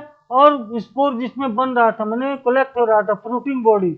इनके बेसिस पे जो इस किंगडम है फंजाई, इसको बहुत से क्लासों में बांटा गया है। उसमें बात किसकी करेंगे, किसके किसके बेस पर बांटा गया है, ये देख लिया भैया, ठीक। ये किसके किसके बेस पर बांटा गया इसे? माइसेलियम में मोड ऑफ स्पोर फॉर्मेशन और फ्रूटिंग बॉडी के मोड पे इसे बांटा गया। फाइकोमाइसिस की सबसे पहले किसमें बांटा गया? फाइकोमाइसिस। मेंबर ऑफ फाइकोमाइसिस, जो मेंबर ऑफ फाइकोमाइसिस कैसे हैं? Found in aquatic habitat, aquatic पानी में पाए जाते हैं भैया। और सड़ी गड़ी लकड़ियों उकड़ियों पे ये पैरासाइट, ऑब्लिगेट पैरासाइट होते हैं। ऑब्लिगेट मैंने एकदम उसके बिना न जी पाएंगे, ऑब्लिगेट पैरासाइट होते हैं, ठीक है। फाइकोमाइसिस, इसका सबसे इंपॉर्टेंट क्वेश्चन जो गिरता है, बड़े ध्यान से गिरिएगा, गिरता है क्या? गिरता है इसके माइसेलियम का स्ट्रक्चर गिरता है, इसके माइसेलियम का स्ट्रक्चर गिरता है, क्योंकि सारे माइसेलियम इसके माइसेलियम से डिफरेंट होते हैं, इसलिए माइसेलियम याद रखेंगे। फाइकोमाइसिस्ट का माइसेलियम क्या होता है, एसेप्टेड एंड कोइनोसाइटिक होता है। कोइनोसाइटिक मतलब आपको बता चुका हूं, मल्टी न्यूक्लिएटेड साइटोप्लाज्म, और एसेप्टेड माने क्रॉस वाल नहीं होती है उसके हाइपिया में। ठीक है, ये चीजें आ गई। तो माइसेलियम फाइकोमाइसिस्ट का कैसा है ये हमें याद रखना है, क्वेश्चन का, मेन क्वेश्चन का। अब आइए एसेक्सुअल रिप्रोडक्शन जो होता है इस फाइकोमाइसिस्ट में, वो मोटाइल जूस्पोर या ए मोटाइल नॉन मोटाइल एप्लेनोस्पोर से होता है। तो दूसरा सवाल गिरता है कि ये सेक्सुअल स्ट्रक्चर कौन है। हमें फंजाई वहां पढ़ के आ रहे हैं, जूस्पोर है, और जूस्पोर कैसा होता है, मोटाइल होता है, मैंने फ्लैगेलेटेड होता है, मोटाइल की बात आ रहा है। और ये सेक्सुअल स्ट्रक्चर एक और याद रखिएगा, एप्लेनोस्पोर होता है जो नॉन मोटाइल नॉन फ्लैगेलेटेड होता है। ठीक है, तो ये एप्लेनोस्पोर इसमें मेनली याद रखना है। किसमें होता है, इससे फाइकोमाइसिस्ट है, और एप्लेनोस्पोर क्या है, ये सेक्सुअल स्ट्रक्चर है जिससे ये सेक्सुअल रिप्रोडक्शन होता है फाइकोमाइसिस्ट में। ठीक है, इसमें स्पोर जो होता है अंदर की तरफ स्पोरेंजियम में सीधे बनते हैं, और जाइगोस्पोर जो फॉर्म होता है वो दो गैमिट के फ्यूजन से बनता है। अगर ये गैमिट सिमिलर हैं, ये टर्म भी हम लोग बहुत बार पढ़ चुके हैं कि अगर सिमिलर गैमिट है तो मॉर्फोलॉजी में तो आइसोगैमस होगा, अगर डिसिमिलर है तो एनिसोगैमिस और ओगैमस होगा। ठीक है, अब फाइकोमाइसिस सीधे इसका एग्जाम्पल याद रखना है, एप्लेनोस्पोर याद रखना है, माइसेलियम याद रखना है, और क्या याद रखना है भैया, इसका याद रखना है एग्जाम्पल, और एग्जाम्पल में याद रखना है, तीनों एग्जाम्पल याद रखना है। सीधे पूछेगा म्यूकर किस में पाया जाता है क्लास में, फाइकोमाइसिस में। राइजेपस किस में पाया जाता है, फाइकोमाइसिस में। और ब्रेड मोल्ड पूछ देगा और नाम देगा म्यूकर, एल्ब्यूगर, राइजोपस, तो ब्रेड मोल्ड भी याद रखिएगा, राइजोपस को कहते हैं। और एल्ब्यूगा किस में पाया जाता है भैया, फाइकोमाइसिस में। और सीधे पूछेगा कि मस्टर्ड पे जो पैरासाइट फंगी होते हैं जिनके कारण क्या हो रहा था, मस्टर्ड पे व्हाइट स्पॉट दिख रहे थे, वो किसके कारण हो गया, एल्ब्यूगो के कारण हो गया। तो ये क्वेश्चन एल्ब्यूगो भी ज्यादा इंपॉर्टेंट है। ब्रेड मोल्ड, राइजोपस और म्यूकर, ये तीनों कैसे आ गए, ये तीनों फाइकोमाइसिस में आ गए। और इसका माइसेलियम कैसा हुआ, एसेप्टेड कोइनोसाइट, माइसेलियम ज्यादा इंपॉर्टेंट, एग्जाम्पल भी इंपॉर्टेंट। अब बात करेंगे एस्कोमाइसिस्ट की। कॉमनली नो एज सेक फंगी, सबसे इंपॉर्टेंट, सबसे पहली लाइन, एस्कोमाइसिस को कहते हैं सेक फंगी, सबसे इंपॉर्टेंट लाइन। ठीक है, देखो भैया बायोलॉजी में कुछ एक्स्ट्रा नहीं है, किताब ही पढ़नी है, हमको भी आपको भी, मैं भी पढ़ाऊंगा। किताब पढ़ाने से दो मुख्य रीजन है, एक पहला मेन रीजन है कि आपको उतनी ही चीजें पढ़ाई जाए जिनसे सवाल आते हैं। दूसरा, किताब से पढ़ने का यह फायदा है कि आपको नोटबुक नहीं बनाना पड़ेगा, टाइम टेकिंग प्रोसेस से बचेगा। तीसरा, जब भी आपको रैपिड रिवीजन की जरूरत पड़ेगी तो आप अंडरलाइन किए रहेंगे, आपको पता है कि सवाल कहाँ से आते हैं, उनको आप कैप्चर करते चलेंगे।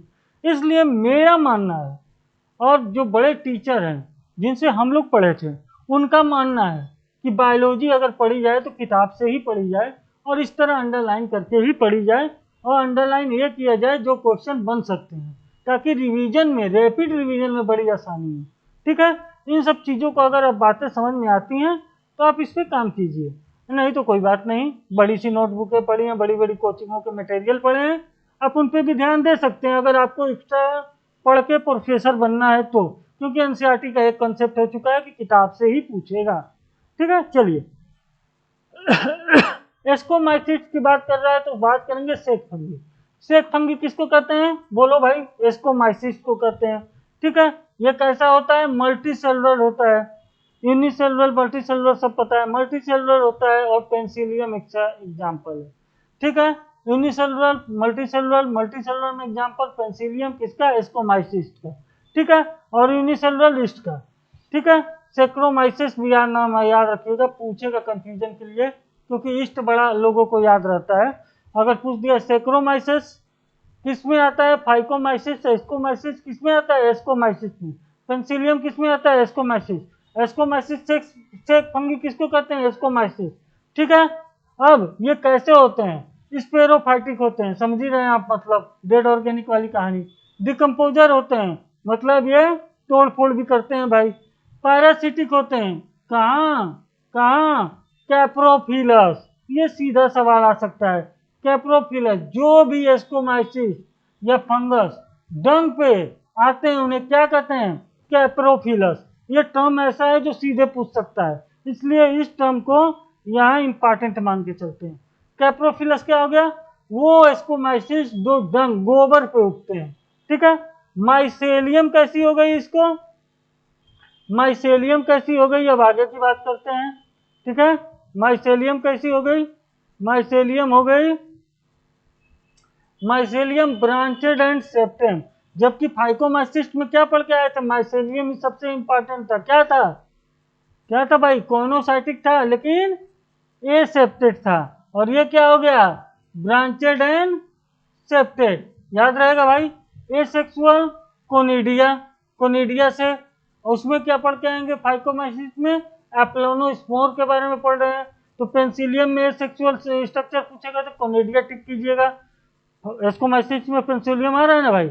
उसमें क्या पढ़ के आ रहे थे हम लोग? स्पोरोंजियम में क्या बन रहा था? स्पोर। इसमें कोनिडिया कैसे बनता है? ये लाइन याद रखिएगा। एक्सोजीनियस, मतलब बाहर की तरफ बनता है। किस पे? माइसेलियम पे। उसे कहते हैं कैनेडियोफोर। तो कैनेडियोफोर कंडीशन याद आ गई। कैनेडियोफोर कंडीशन क्या है? कोनेडिया जो एसेक्सुअल स्पोर है वो प्रोड्यूस होता है एक्सोजेनियसली। किसके अंदर? स्पेशल माइसेलियम के अंदर। अकाल उसे क्या कहते हैं? कैनेडियोफोर। इस बात को अंडरलाइन कीजिए। ठीक है ठीक है। और सेक्सुअल स्पोर कहते हैं, उसे क्या कहते हैं? Sexual spore, ascospore. तो एस्कोमाइसिस में किसका, कौन सा सेक्सुअल स्पोर है? एस्कोस्पोर है। जो प्रोड्यूस होता है इसमें भी क्या है? अंदर की तरफ है, अंदर की तरफ ही प्रोड्यूस होता है सेक लाइक एस्की में। ठीक है, सेक लाइक स्ट्रक्चर एस्की, और ये सेक फंगी भी है। ठीक है, ठीक। और ये एस्की अरेंज होता है डिफरेंट टाइप ऑफ फूटिंग बोर्डिंग कॉल एस्कोकार। तो एस्कोकार टर्म क्या है? जो एस्कोपोर्स जो आए हैं वो कहाँ है? एस्की में है। और ये एस्की अरेंज होता है किसमें? Different type of fruiting body में, उसको कहते हैं एस्कोकार। एग्जाम्पल इंपॉर्टेंट है, एग्जाम्पल इंपॉर्टेंट है किसका? किसका? एस्परगिलस। ठीक है, क्लेविसेफ, न्यूरोस्पोरा। जेनेटिक के लिए बड़ा इंपॉर्टेंट टर्म है, हम लोग जेनेटिक में पढ़ेंगे। Neurospora is used to extensive in biochemical and genetic work. यहाँ भी दे रहा है ये लाइन। न्यूरोस्पोरा सबसे इंपॉर्टेंट है जेनेटिक वर्क के लिए। ठीक है, क्लेविसेप्स किसके हैं? Ascomycetes. Aspergillus ascomycetes. Penicillium ascomycetes. इस यूनिसेलुलर एस्कोमाइसिस। अब एक और इंपॉर्टेंट लाइन आती है कि जो एस्कोमाइसिस के मेंबर है उसमें मोरल और टफल्स दोनों नाम याद रखेंगे। क्या है? इडीबल, इडीबल हैं, खाने के लिए प्रयोग में लाए जाते हैं। क्वेश्चन बन चुका है क्या? मोरल्स और टफल इज इडीबल एस्कोमाइसिस या इडीबल फंगस। मोरल्स एंड टफल्स याद रहेगा, नाम याद रखिए। मोरल्स और टफल्स। ठीक है, मोरल्स और ट्रफल्स ये क्या है? इडीबल टाइप फंगस हैं और एस्कोमाइसिस्ट हैं। दोनों बात याद रखिएगा। ठीक है, दोनों बात याद रखिएगा, याद रखिएगा। ठीक है। और कभी कभी पूछता है कि इरगट ऑफ आई डिजीज किस फंगस से होता है?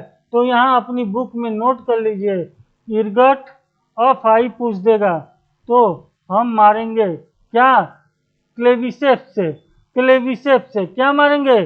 क्लेविसेप्स से मारेंगे। ठीक है, ये बातें याद रहेंगी। ये बातें हो गई एस्कियोमाइसिस्ट की। मोरल ट्रफल्स याद रखिएगा। माइसेलियम कैसा है याद रखिएगा। एसेक्सुअल कोनिडिया से हो रहा है, कोनिडियोफोर में। और सेक्सुअल एस्कोस्पोर की बात कर रहा है एस्कोमाइसिस्ट में, जो एस्की में है। एस्की अरेंज है फ्रूटिंग बॉडी में, उसको कहते हैं एस्कोकार। और एग्जाम्पल याद रखिएगा भैया। आगे चलिए, इरगट ऑफ आई भी याद रखिएगा। आगे चलिए, बात करता है बेसिडियोमाइसिस का, सीधे क्वेश्चन पूछता है पफबाल। बहुत लोग बेसिडियोमाइसिस याद रखेंगे और बेसिडियोमाइसिस में मशरूम याद रखेंगे। ब्रैकेट फंगी पूछेगा सीधे, ब्रैकेट फंगी किसको कहते हैं? बेसिडियोमाइसिस को कहते हैं। और इंपॉर्टेंट नामों में पफबाल है, पफबाल पे क्वेश्चन आ चुका है। पफबाल किसकी बात करेगा? बेसिडियोमाइसिस की बात करेगा। बेसिडियोमाइसिस फंगी के क्लास में बात करते हैं तो उसमें कौन कौन है? ब्रैकेट फंगी या पफबाल भी नाम याद रखिएगा, ठीक है, नाम याद रखेंगे। ये पैरासाइट होते हैं प्लांट बॉडी पे, और उस प्लांट बॉडी पे जो पैरामाइट होते हैं उसे रस्ट और मस्ट स्मॉट कहते हैं। तो स्मॉट और रस्ट की बात करेगा तो किसकी बात कर रहा है? बेसिडियोमाइसिस की बात कर रहा है। माइसेलियम इसकी भी ब्रांचेड और एक्सेप्टेड है, ठीक है, इसीलिए मैंने कहा था कि फाइकोमाइसिस के माइसेलियम को याद रखिएगा क्योंकि वो सबसे डिफर है, क्योंकि वो एक्सेप्टेड है, ठीक है। Sexual asexual spore generally not found, और ठीक है, वेजिटेटिव रिप्रोडक्शन होता है सीधे फ्रेगमेंटेशन से, एक सेक्सुअल बेसिडियोमाइसिस का नहीं पाया गया है, ठीक है। सेक्स ऑर्गन कोई नहीं होता है, मतलब फ्यूजन ऑफ प्लाज्मोटोमी अभी पढ़ के आ रहे थे हम लोग, प्लाज्मोगेमी होता है पहले, फ्यूजन ऑफ हाइपिया के दो प्लाज्मा होते हैं वो आपस में मिलते हैं गैमिट के, ठीक है, उस तरह इसमें क्या होता है? सेक्सुअल रिप्रोडक्शन होता है, ठीक है। उस तरह की बात आती है तो हम लोग पढ़ के आते हैं डायकैरियोटिक कंडीशन है। डायकैरियोटिक कंडीशन क्या थी? जब उस हाइपिया में जो दो आपस में मिल रहे थे उसमें हप्लॉइड सेल क्या आपस में फ्यूज ना होके दोनों कुछ देर के लिए अलग अलग थी, उस कंडीशन को क्या कह रहे थे? डायकैरियोटिक फेज, डायकैरियोटिक कंडीशन उसको कह रहे थे, ठीक है। उसके बाद क्या हो रहा था? प्लाज्मोगेमी के बाद क्या होता है? कैरियोगेमी होता है, इसके न्यूक्लियाई का फ्यूजन होता है, फिर इसमें मियोसिस होता है, उससे क्या प्रोड्यूस होता है बेसिडियोमाइसिस में? बेसिडियोस्पोर। बेसिडियोस्पोर, बेसिडियो नाम से ही पता चलता है, basidiospore is a sexual structure of the basidiomycetes, ठीक है भैया। और ये बेसिडियोस्पोर जो होता है एक्सोजिनसली प्रोड्यूस होता है, कहाँ? बेसिडियम में, जबकि अभी हम लोग सेक्सुअल स्पोर पढ़ के आ रहे थे जिनका भी वो इंडोजिनसली प्रोड्यूस हो रहे थे, और ये कैसा हो रहा है? एक्सोजिनसली प्रोड्यूस हो रहा है। और जहाँ डिफर है वहीं से तो क्वेश्चन आ रहा है, वहीं से तो क्वेश्चन आ सकता है।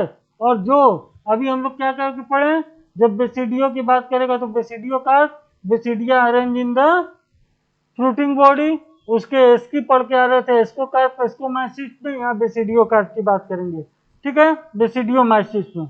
एग्जाम्पल याद रखेंगे किसकी? एग्रिकस मशरूम, स्टिल्गो, स्मॉट और पिसिनिया रस्ट। अब पिसिनिया याद आ रहा है आप लोगों को? हम लोग पढ़ के आ रहे थे पिसिनिया के बारे में, पढ़ा ना अभी ना भाई, कि स्मॉट ऑफ वीट पढ़ के है ना। ये क्वेश्चन सीधा सीधा पूछता है, इसलिए क्या? लूज स्मॉट, लूज स्मॉट, लूज स्मॉट ऑफ किसका? वीट का, वीट का, ठीक है, पढ़ के भी आए आप लोग, पिसिनिया, ठीक है। रस्ट की बात करेगा तो ठीक है पिसिनिया, पिसिनिया हो गया, सॉरी ये तो स्मॉट की बात कर रहा है ना, तो स्मॉट की बात कर रहा है तो स्टिल्गो, ठीक है, सॉरी ध्यान नहीं दिया, ठीक है। और जब इसकी बात कर रहा है किसकी? पिसिनिया की, तो हमें मालूम है रस्ट ऑफ वीट की बात कर रहा है। जब ये रस्ट ऑफ वीट की नाम से ही पता है कि रस्ट ऑफ वीट की बात कर रहा है तो कौन मारेंगे? पिसिनिया मारेंगे। और स्मॉट की बात करेगा तो स्टिल्गो मारेंगे किसी बीमारी की, ठीक है। येलो स्मॉट की भी बात करेगा तो पिसिनिया मारेंगे, व्हाइट रस्ट की भी बात करेगा तो पिसिनिया मारेंगे। ये चीजें हो गई। एक बात और याद रखिएगा, जो ये फ्रूटिंग बॉडी होती है बेसिडियो कार, यही बेसिडियोमाइट्स में जो हम लोग मशरूम खाते हैं ना भैया, आजकल बहुत चलन में है मशरूम खाना, ये बेसिडियो कार ही खाते हैं, ठीक है, ये फ्रूटिंग बॉडी ही खाते हैं। तो इसे भी पेंसिल से लिख लीजिएगा, एडिबल पार्ट, मतलब अगर बेसिडियोमाइसिस मशरूम में कुछ खाते हैं तो क्या खाते हैं हम लोग? बेसिडियो कार्प खाते हैं। इस चीज़ों को लिख लीजिएगा। पिसिनिया स्टिल्गो मशरूम याद रखिएगा, पिसिनिया में रस्ट डिजीज पूछेगा पिसिनिया याद रखिएगा, स्मॉट डिसीज पूछेगा तो स्टिल्गो याद रखिएगा, ठीक है। पुफ बाल एंड ब्रैकेट फंगी याद रखिएगा, एक्सोजेनियस बेसिडियम का बनना याद रखिएगा, ठीक है। अब चलिए आगे ड्यूक्रोमाइसिस की बात करेंगे। जब ड्यूक्रोमाइसिस की बात करेंगे तो पहले ही लाइन से इसके भी क्वेश्चन है। इम्परफेक्ट फंगी किसे कहते हैं? इम्परफेक्ट फंगी कहते हैं, किसे कहते हैं? ड्यूक्रोमाइसिस को कहते हैं। किसे कहते हैं? ड्यूक्रोमाइसिस को इम्परफेक्ट फंगी कहते हैं, ठीक है।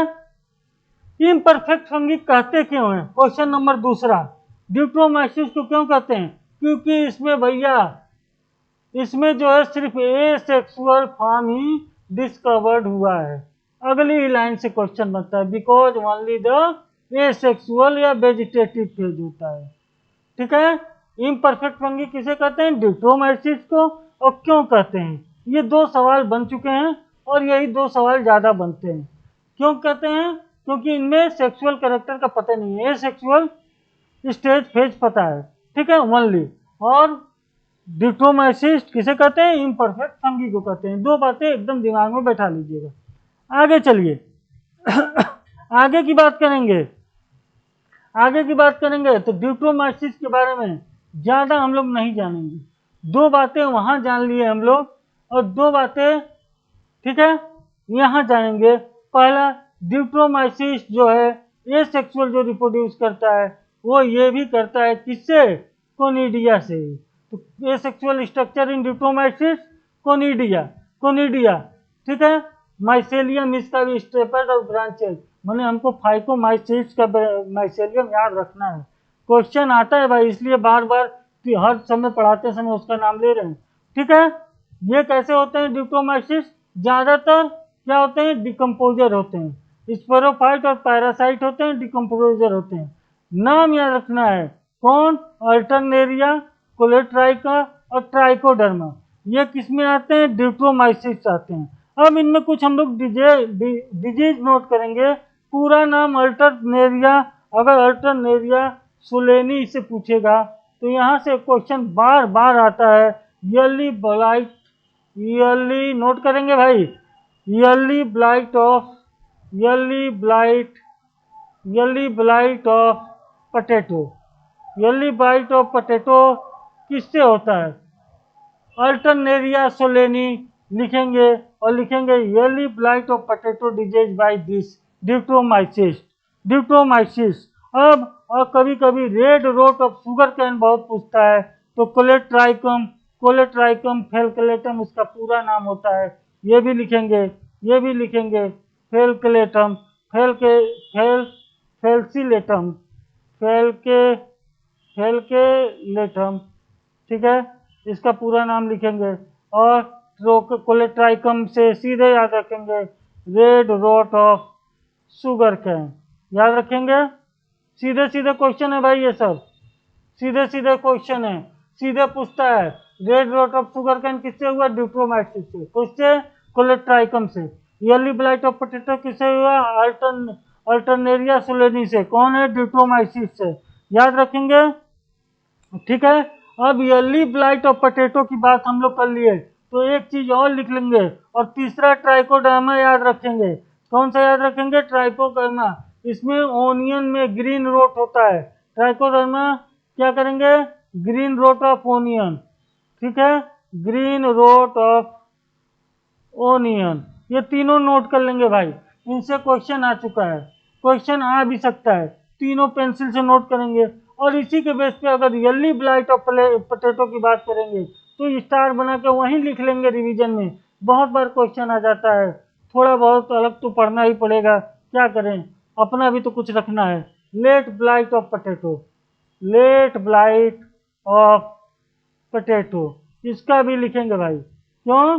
क्योंकि जब early blight of potato alternaria solani से हो रहा है तो लेट ब्लाइट के लिए लिखेंगे यहाँ, याद रखेंगे इसको, याद रखेंगे, सिर्फ लिखेंगे नहीं। फाइटो, फाइटो पथोरा, फाइटो पथोरा, फाइटो पथोरा इन्फेस्टन, ठीक है, इन इन फे इन इन्फेस्टन्स, ठीक, इसको नोट करेंगे, नोट करेंगे। फाइटोपथेरा ये पी है भाई, समझ में ना आ रहा है तो लो बड़ा लिख दिए, ठीक। फाइटोप्थेरा इन्फेस्टेंस, ठीक है, थोड़ा पेन चलाने में दिक्कत है मुझे, ठीक है। Phytophthora infestans late blight of potato, याद रहेगा भैया, याद रहेगा, याद रहेगा, late blight of potato, late blight of potato किससे, phytophthora infestans, early blight of potato, alternaria solani, colletotrichum falcatum से red rot of sugar cane, trichoderma से क्या होता है, ग्रीन रोट ऑफ ओनियन। ये सब मैं बताते चल रहा हूँ, सीधे सीधे क्वेश्चन आता है, ठीक है, ठीक है। अब जो है ये हम लोग बात कर लिए भैया किसकी, पूरे पूरे फंजाई की, जहां जहां से क्वेश्चन गिर रहा था।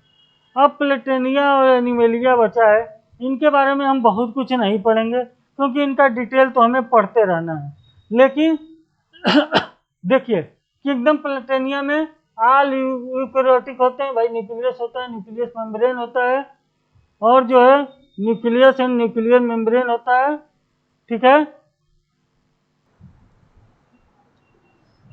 अब जो हम लोग बात करेंगे किंगडम किंगडम प्लांटिया की। किंगडम प्लांटिया में ऑल यूकैरियोटिक क्लोरोफिल कंटेनिंग, पहले ही बात क्लियर है, यूकैरियोटिक है मतलब न्यूक्लियस और न्यूक्लियर मेम्ब्रेन है, और फोटोसिंथेटिक होता है मतलब क्लोरोफिल इसके पास है, तो इसमें तो कुछ सोचना है नहीं, ठीक है। आगे पूरी प्लांट की डिटेल हमें पढ़नी है, इसलिए यहाँ पे ज़्यादा चीज़ें इनके बारे में नहीं पढ़ेंगे, लेकिन एक लाइन है जो पढ़ेंगे, जो छोड़ने लायक नहीं है। वो लाइन ये है कि few member are partially heterotrophic. Heterotrophic मतलब डिपेंड दूसरे पे होते हैं अपने फूड के लिए, और उनमें कौन आते हैं, कौन से ऐसे प्लांट में आते हैं जो हेट्रोट्रॉपिक हैं, इनमें आते हैं इंसेक्टिवेरस प्लांट्स। कौन से आते हैं, इंसेक्टिवेरस प्लांट, ठीक है। जो इंसेक्टिवेरस प्लांट है मतलब जो अपना जो डाइट है, भोजन है, वो किससे लेते हैं, इंसेक्ट से लेते हैं, वो पैरासाइट होते हैं। और उसमें नाम याद रखना है कौन कौन से इंसेक्टिवेरस प्लांट होते हैं, bladderwort and Venus fly trap, ये दो ऐसे प्लांट हैं जो इंसेक्टिवेरस प्लांट होते हैं, ठीक है। कौन कौन से, ब्लैडरवॉर्ट और वेनस फ्लाई ट्रैप, ठीक है। एग्जाम्पल क्या है, इंसेक्टिवेरस प्लांट है, और इनका मोड ऑफ न्यूट्रिशन क्या है, हेट्रोजोइक है, मतलब हेट्रोट्रॉपिक है, ठीक है। इस बात को याद रखेंगे, दोनों एग्जाम्पल बहुत इंपॉर्टेंट है। और एक बात याद रखना है कि एक ऐसा इंसेक्टिवेरस प्लांट है दोनों, और एक ऐसा प्लांट है जो पैरासाइट होता है। आपने देखा होगा बड़े बड़े पेड़ों पे जो हरे हरे पत्ते के छोटे छोटे प्लांट हो जाते हैं, उन्हें ऑर्चिड या कॉस्कूटा कहते हैं, कॉस्कूटा। ये क्या है, ये पैरासाइट है, depend on the other plant for the food, ठीक है। वो कैसे प्लांट हो गए, कॉस्कूटा। तो ये आगे भी हो सकता है आएगा, ठीक है, जब हम प्लांट के बारे में बात करेंगे।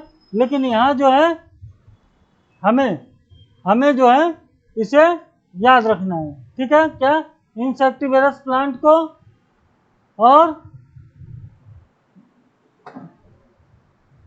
और कोस्कुटा पैरासाइट को, ठीक है। अब इसके बारे में जो है, इसके बारे आगे प्लांट के बारे में जो है ज़्यादा जानकारी हमें प्लांट के चैप्टर से आएगी। इसी तरह किंगडम एनिमेलिया के बारे में भी यहाँ बहुत कुछ नहीं पढ़ना है, यहाँ पढ़ना है ये हेट्रोट्रॉपिक होते हैं, यूकैरियोटिक ऑर्गेनिज्म है, मल्टीसेलुलर है, सारी बातें आपको पता है। और एक लाइन याद रखना है जो दिमाग से कभी कभी उतर जाती है कि सेल वाल जो है सिर्फ प्लांट के एक जो है कैरेक्टर है, तो एनिमल में सेल वाल नहीं होता है, कुछ चीज़ें जो छोटी होती हैं वही भूल जाती हैं, ठीक है। तो याद रखना है सेल लेग्स, सेल वाल, ठीक है, उनमें कोई भी ऐसी वाल नहीं होती है, ठीक है। और मोड ऑफ न्यूट्रिशन जो होता है एनिमल का, वो क्या होता है, इंजेशन ऑफ फूड, उसे कहते हैं होलोजोइक। तो होलोजोइक मोड ऑफ न्यूट्रिशन किसका होता है, एनिमल का होता है, ठीक है। ये दो बातें हमें यहाँ पे याद रखनी है। बाकी हम जब फिजियोलॉजी या एनिमल के बारे में और ज़्यादा पढ़ेंगे तो पूरे एनिमेलिया के बारे में पढ़ेंगे, किंगडम एनिमेलिया के बारे में सारी चीज़ें जो भी लिख रहा है वो पढ़ लेंगे, ठीक है। इसके बारे में भी इतना, इसके बाद कुछ नहीं पढ़ना है।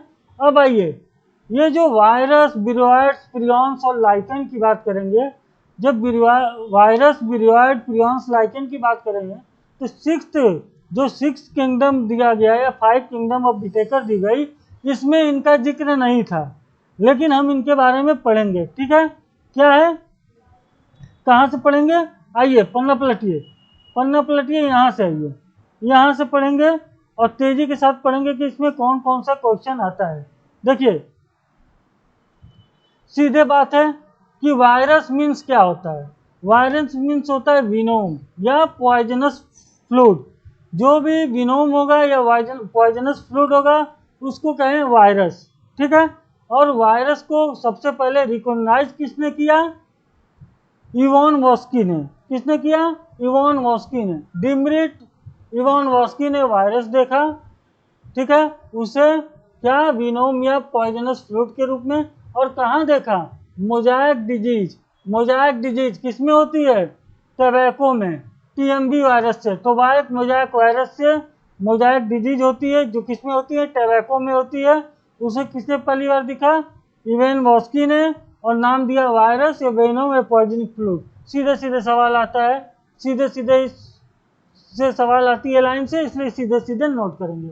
आगे चलिए, ये बैक्टीरिया से छोटे होते हैं और कैसे पता चला, क्योंकि ये बैक्टीरियल प्रूफ में फिल्टर हो जा रहे थे। ठीक, इसमें दूसरा सवाल यहाँ से आता है कि जो एम.डब्ल्यू. बेजरिंग थे वो demonstrate the extract of infected plant of tobacco card intersection of healthy plant. मतलब उन्होंने देखा कि जो ये फ्लूइड है, अगर वो इन्फेक्टेड प्लांट से हेल्थी प्लांट पर लग जाता है तो हेल्थी प्लांट भी इन्फेक्टेड हो जाता है। और उन्होंने एक टर्म दिया पैथोजन के लिए, क्या, कंटेंजिनम वाइवम फ्लूइडम। ठीक है, इसको टर्म दिया और इसे इन्फेक्शियस लिविंग फ्लूइड भी कहते हैं। क्या कहते हैं, इन्फेक्शियस लिविंग फ्लूइड। किसने दिया, एम.डब्ल्यू. बेजरिंग। याद रहेगा एम.डब्ल्यू. बेजरिंग के बारे में। और स्टेनले से भी सीधे सीधे क्वेश्चन आता है। ठीक है, क्या, इसने क्रिस्टलाइज किया था इस टीएमबी को, और क्रिस्टल देखा था कंसिस्ट ऑफ लार्जली प्रोटीन। ठीक है, ठीक, ये तीनों हमें याद रखना है वैज्ञानिक के नाम, और इन्होंने क्या दिया है टर्म, उसको देखना है। ठीक, फिर वायरस आज क्या होते हैं, ऑब्लिगेट पैरासाइट होते हैं। ठीक है, ये हमें पता है क्या होते हैं, ऑब्लिगेट पैरासाइट होते हैं। ठीक है, पूर्णतः निर्भर। ठीक है, अब इनके स्ट्रक्चर के बारे में बात करेंगे। जो वायरस है वो क्या होता है, वायरस जो है वो जो उसका जेनेटिक मटेरियल है वो या तो आरएनए का बना होगा या डीएनए का बना होगा। किसी भी वायरस का ऐसा नहीं होगा कि जेनेटिक मटेरियल आरएनए डीएनए दोनों का बना हो। तो ये क्वेश्चन जो है सीधे सीधे लाइन बड़ी इंपॉर्टेंट है। क्या कि बी आइदर आरएनए और DNA, no virus contain both RNA and DNA. ये लाइन याद रखेंगे। ठीक है, कि वायरस का जो जेनेटिक मटेरियल है या तो आरएनए का बना है या डीएनए का बना है। कोई ऐसा वायरस नहीं है जिसका जेनेटिक मटेरियल दोनों कंटेन रहे। ठीक है, न्यूक्लियोप्रोटीन जेनेटिक मटेरियल जो होता है इसका क्या होता है, इन्फेक्शियस होता है। ठीक, वायरस जो प्लांट को इन्फेक्ट करे वो क्या होते हैं, सिंगल स्टैंडर्ड आरएनए। क्या होते हैं, सिंगल स्टैंडर्ड आरएनए। कौन, सीधे क्वेश्चन पूछेगा कि इन्फेक्ट प्लांट है, क्या होता है, single standard RNA. And virus the infect animal, उसके पास क्या हो सकता है, या तो सिंगल आरएनए हो, डीएनए हो, या डबल आरएनए हो, या डबल स्टैंडर्ड डीएनए। ठीक है, अब बात करेगा, एक टर्म की बात करेगा बैक्टीरियोफेज की। वो वायरस जो बैक्टीरिया को इन्फेक्ट करते हैं, या बैक्टीरियल वायरस या बैक्टीरियोफेज टर्म देते हैं, virus that infect the bacteria. और ये कैसे होते हैं, ये सीधा क्वेश्चन पूछेगा। दो क्वेश्चन निकल के आए, virus that infect the bacteria, term आया बैक्टीरियोफेज, और ये कैसे होते हैं, डबल स्टैंडर्ड डीएनए होते हैं। ये क्वेश्चन जेनेटिक मटेरियल के इसके निकल के आता है। ठीक, ये ज़्यादा इंपॉर्टेंट है।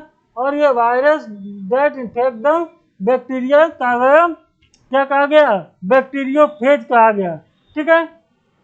ठीक है, और जब इसकी बात कर ही रहा है जब इसकी बात कर ही रहा है बैक्टीरियोफेज की, तो हम एक चीज नोट करते हैं जो बहुत बार आ रहा है कि हम पढ़ लिए कि यूजुअली तो डबल स्टैंडर्ड डीएनए होता है बैक्टीरियोफेज का। बैक्टीरियोफेज का क्या होता है यूजुअली? डबल स्टैंडर्ड क्या होता है? डीएनए होता है, ठीक है। लेकिन बैक्टीरियोफेज 5 × 174, क्या बैक्टीरियोफेज नोट करेंगे पेंसिल से? किसके बारे में? बैक्टीरियोफेज किसके बारे में? बैक्टीरियोफेज 5 × 174। बहुत अच्छा क्वेश्चन है। इसमें जो जेनेटिक मटेरियल होता है वो क्या होता है? Single standard DNA.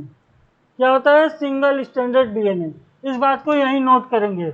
ये सवाल सीधे सीधे आ सकता है, ठीक है। ये सवाल सीधे सीधे आ सकता है, तो इस सवाल को नोट करेंगे। ठीक, आगे चलें। ठीक है, बैक्टीरियोफेज हो गया।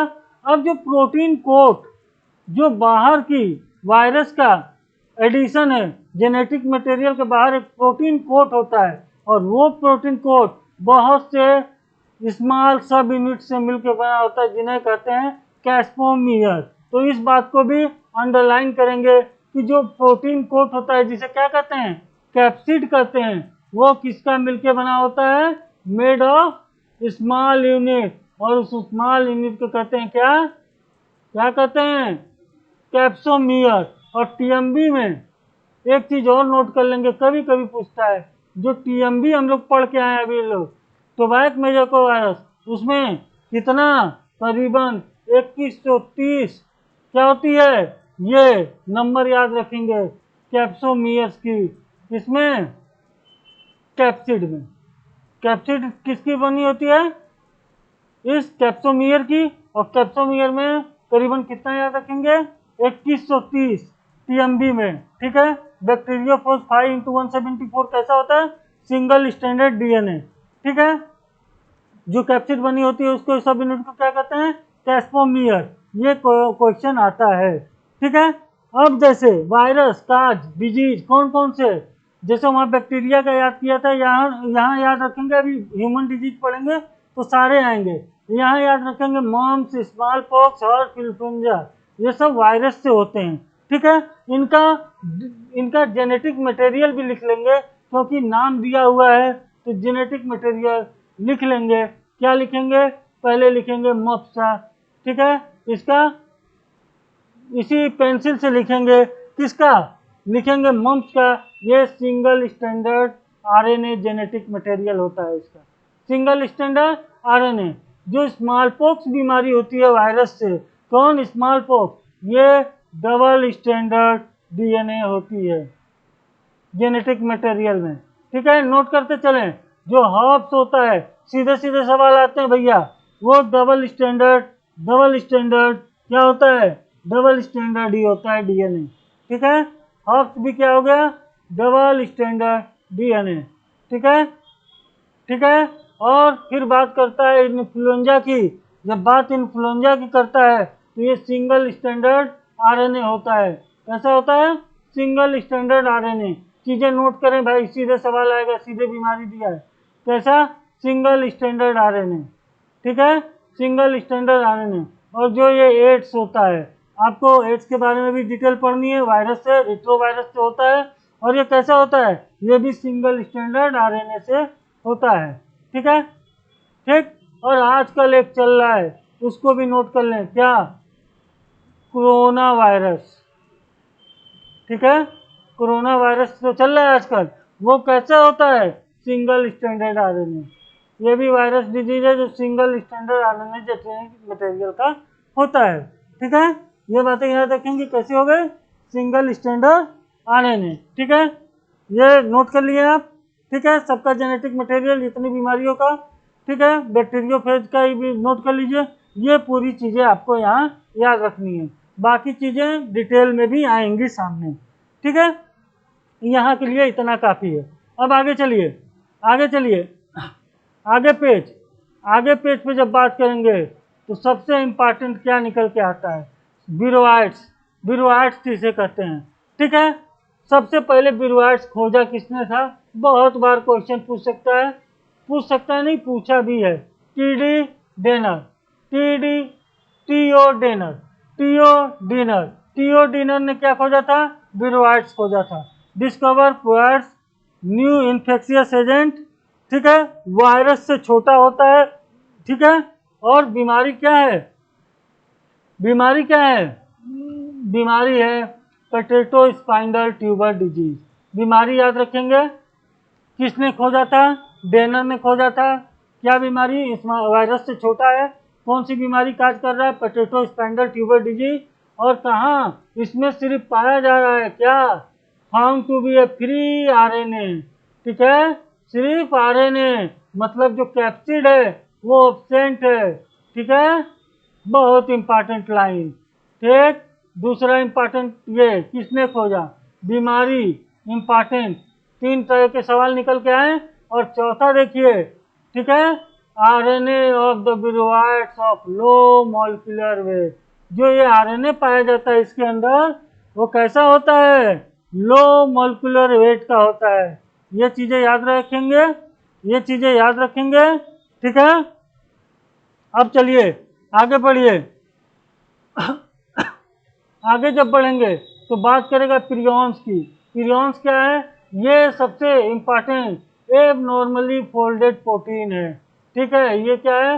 एबनॉर्मल फोल्डेड जो है प्रोटीन है। और याद रखिएगा, इन्फेक्शन क्या करता है? Neurological disease. ज़्यादातर क्या है? न्यूरोलॉजिकल डिजीज में इन्फेक्शन करता है, ये पार्टिसिपेट होता है। और क्या होता है? एबनॉर्मली फोल्डेड प्रोटीन है, ठीक है, और इक्वल होता है वायरस के साइज का। प्रियॉन्स कहते हैं सिर्फ प्रोटीन का है। मोस्ट नोटेबल डिजीज प्रियॉन्स का क्या है? ये याद रखना है हमको। स्पंजी फॉर्म इंसेफेलोपैथी किससे होती है? बीएससी, शॉर्ट फॉर्म भी याद रखेंगे। किससे होती है? किससे होती है स्पंजी फॉर्म? मतलब ब्रेन जो होता है स्पंजी हो जाता है, उंगली धसाएंगे उंगली धस जाएगा। किससे होता है? प्रियॉन्स। और उसे कहते हैं made cow disease. Made cow disease cattle में, अगर कैटल में तो क्या कहते हैं? Made cow disease. किसके एनालॉग है? Variant Jacob disease in human के, ठीक है। क्या है? कौन सा है? Spongy form encephalopathy made cow disease, ठीक है। और इसके बारे में थोड़ी सी जानकारी और लेंगे कि एक वैज्ञानिक थे, कौन? डी, नोट करेंगे, D Carleton, D Carleton Gajdusek, D Carleton Gajdusek, इनका नोट करेंगे जी है गैजडस। क्या है? इन्होंने इसी प्रियॉन से क्या ढूंढा था? कुरु या लॉफिंग डेथ, लॉफिंग डेथ। इसके लिए इन्हें नोबेल प्राइज भी मिला था, ठीक है। इस चीज को नोट करें, इस चीज को नोट करें, ठीक है, इस चीज को नोट करें, लॉफिंग डेथ। और डिजीज का नाम कुरु, ठीक है, KURU। किसने? कार्लेटन गैजडस ने, ठीक, वैज्ञानिक का नाम। और दूसरा एक नोट करें, कौन सा? S B Prusiner, Prusiner. क्या? प्रूसिनर क्या है? ठीक है, प्रूसिनर क्या है? प्रूसिनर ने डिस्कवर किया था इसने, वैज्ञानिक ने, क्या? प्रियॉन्स को। और प्रियॉन्स एंड क्या? उसके रोल को, प्रियॉन्स को और उसके रोल को बीमारी में। किसने? एस बी प्रूसिनर ने क्या खोजा था? प्रियॉन्स और रोल को, नोबेल प्राइज ये भी पाए थे। और एक किसके रोल में? किसमें? मैड काउ डिजीज में तो खोजा ही था उन्होंने। एक और डिजीज खोजा था, वो डिजीज थी क्या? नोट कीजिए, नोट कर लीजिए, एल्जाइमर। बहुत आम डिजीज है आजकल बुढ़ापे में, बुढ़ापे की, एल्जाइमर्स डिजीज। इसमें क्या होता है? याददाश्त कमजोर हो जाती है। एल्जाइमर्स डिजीज और मैड काउ डिजीज के प्रियॉन्स के रोल को किसने खोजा था? एस बी प्रूसिनर ने, नोबेल प्राइज मिला था इनके लिए।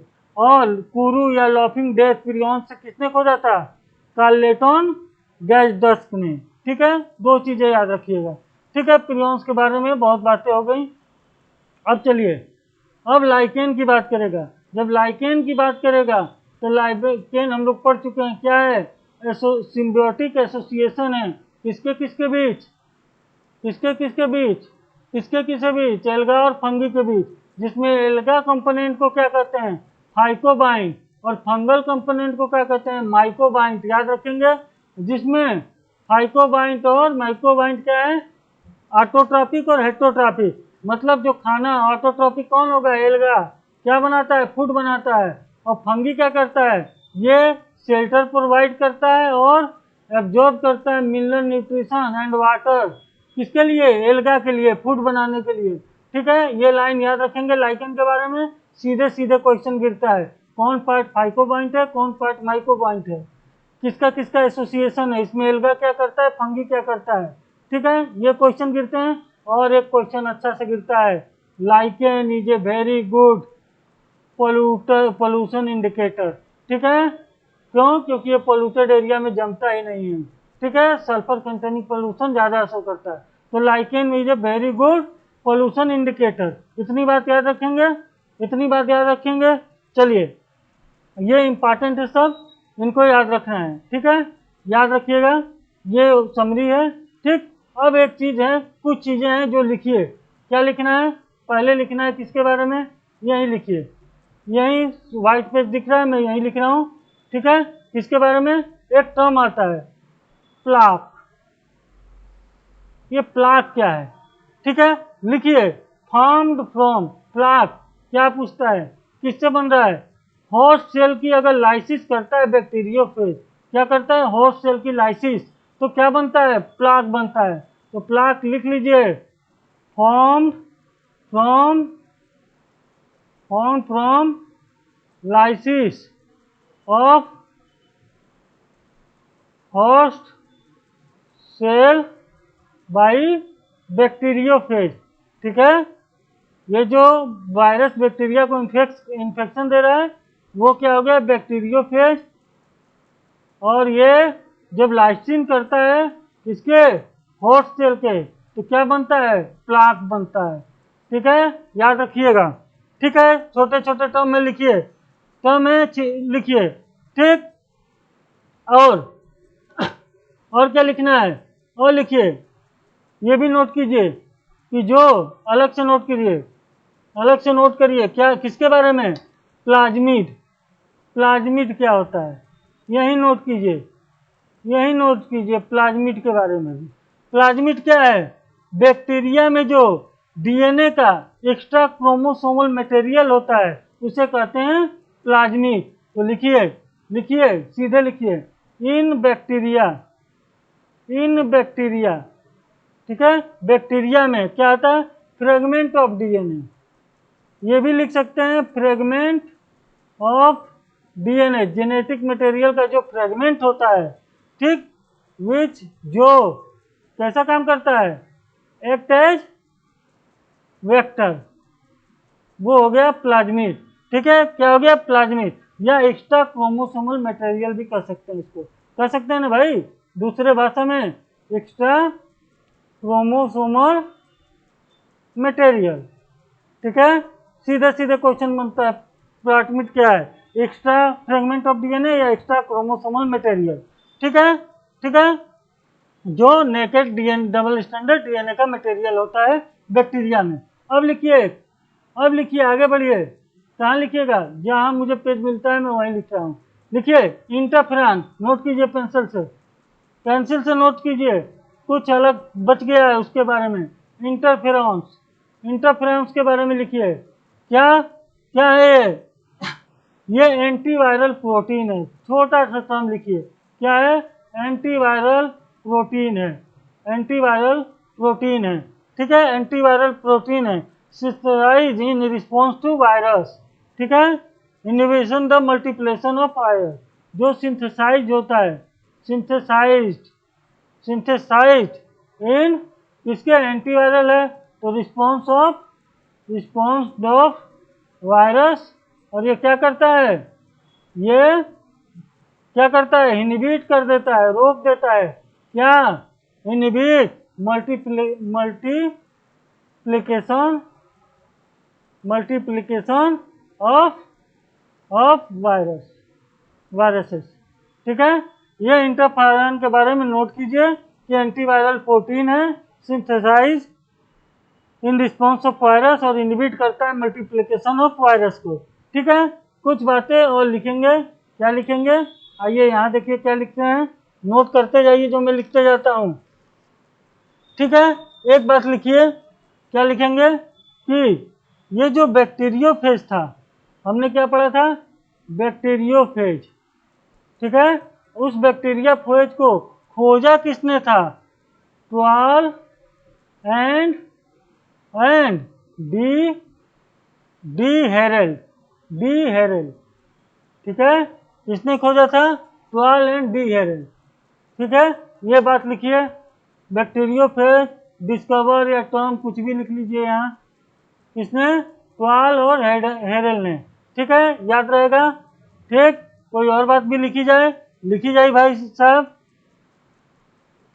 ठीक, अब लिखी जाए जो चिकन पॉक्स स्मॉल पॉक्स लिख लिए हम लोग, कॉलीफेज। नोट कीजिए, कॉलीफेज। क्वेश्चन कभी कभी आ जाते हैं, क्या कॉलीफेज 2, 2, 3 ये वायरस हैं। T4, T6, T7 सब सारे किससे होते हैं? सारे होते हैं डबल स्टैंडर्ड डीएनए। कैसे होते हैं? Double stranded DNA. Genetic material coliphage T3, T4, T4, T5 का कैसा होता है? ऐसा होता है। ठीक है, इसी तरह अगर हम बात करेंगे कॉलीफ्लावर मोज़ेक वायरस की, तो उसका भी लिखिए, ये क्वेश्चन आ चुका है। क्या? Cauliflower mosaic virus, mosaic virus, इसका जेनेटिक मटेरियल भी डबल स्टैंडर्ड डीएनए होता है। ठीक है, इसी तरह स्मॉल पॉक्स का पता ही है। और जो है आप लिखना चाहते हैं तो लिखिए रियो वायरस का और वुंड ट्यूमर वायरस, इनका जो जेनेटिक मटेरियल है वो क्या होता है? Double standard RNA. ठीक है, ये चीजें याद कर लीजिए, ये आपके काम आएंगी, काम आ सकती हैं कभी भी। ठीक है, क्वेश्चन आ सकता है इनसे। ठीक है, बस इतनी चीजें एक्स्ट्रा मैंने लिखवाई, बाकी कुछ भी एक्स्ट्रा नहीं लिखना है, मेरे ख्याल से नहीं लिखना है। आपका चैप्टर खत्म हो गया, आपका चैप्टर खत्म। और अब अगले लेक्चर में बात करते हैं प्लांट किंगडम की। ठीक है, ठीक है, तो इसके बाद किसकी बात करते हैं? प्लांट किंगडम की। ठीक है, मेहनत कीजिए जम के और सिलेक्शन लीजिए, यही मेरी विश है सब लोग। ठीक है, लगे रहिए, मिलते हैं प्लांट किंगडम में, उसको भी इसी तरह खत्म करेंगे। एक एक चीज याद रखनी चाहिए नंबर लाने के लिए, और एक एक चीज याद रहेगी हमें। ठीक है, हैव ए नाइस डे।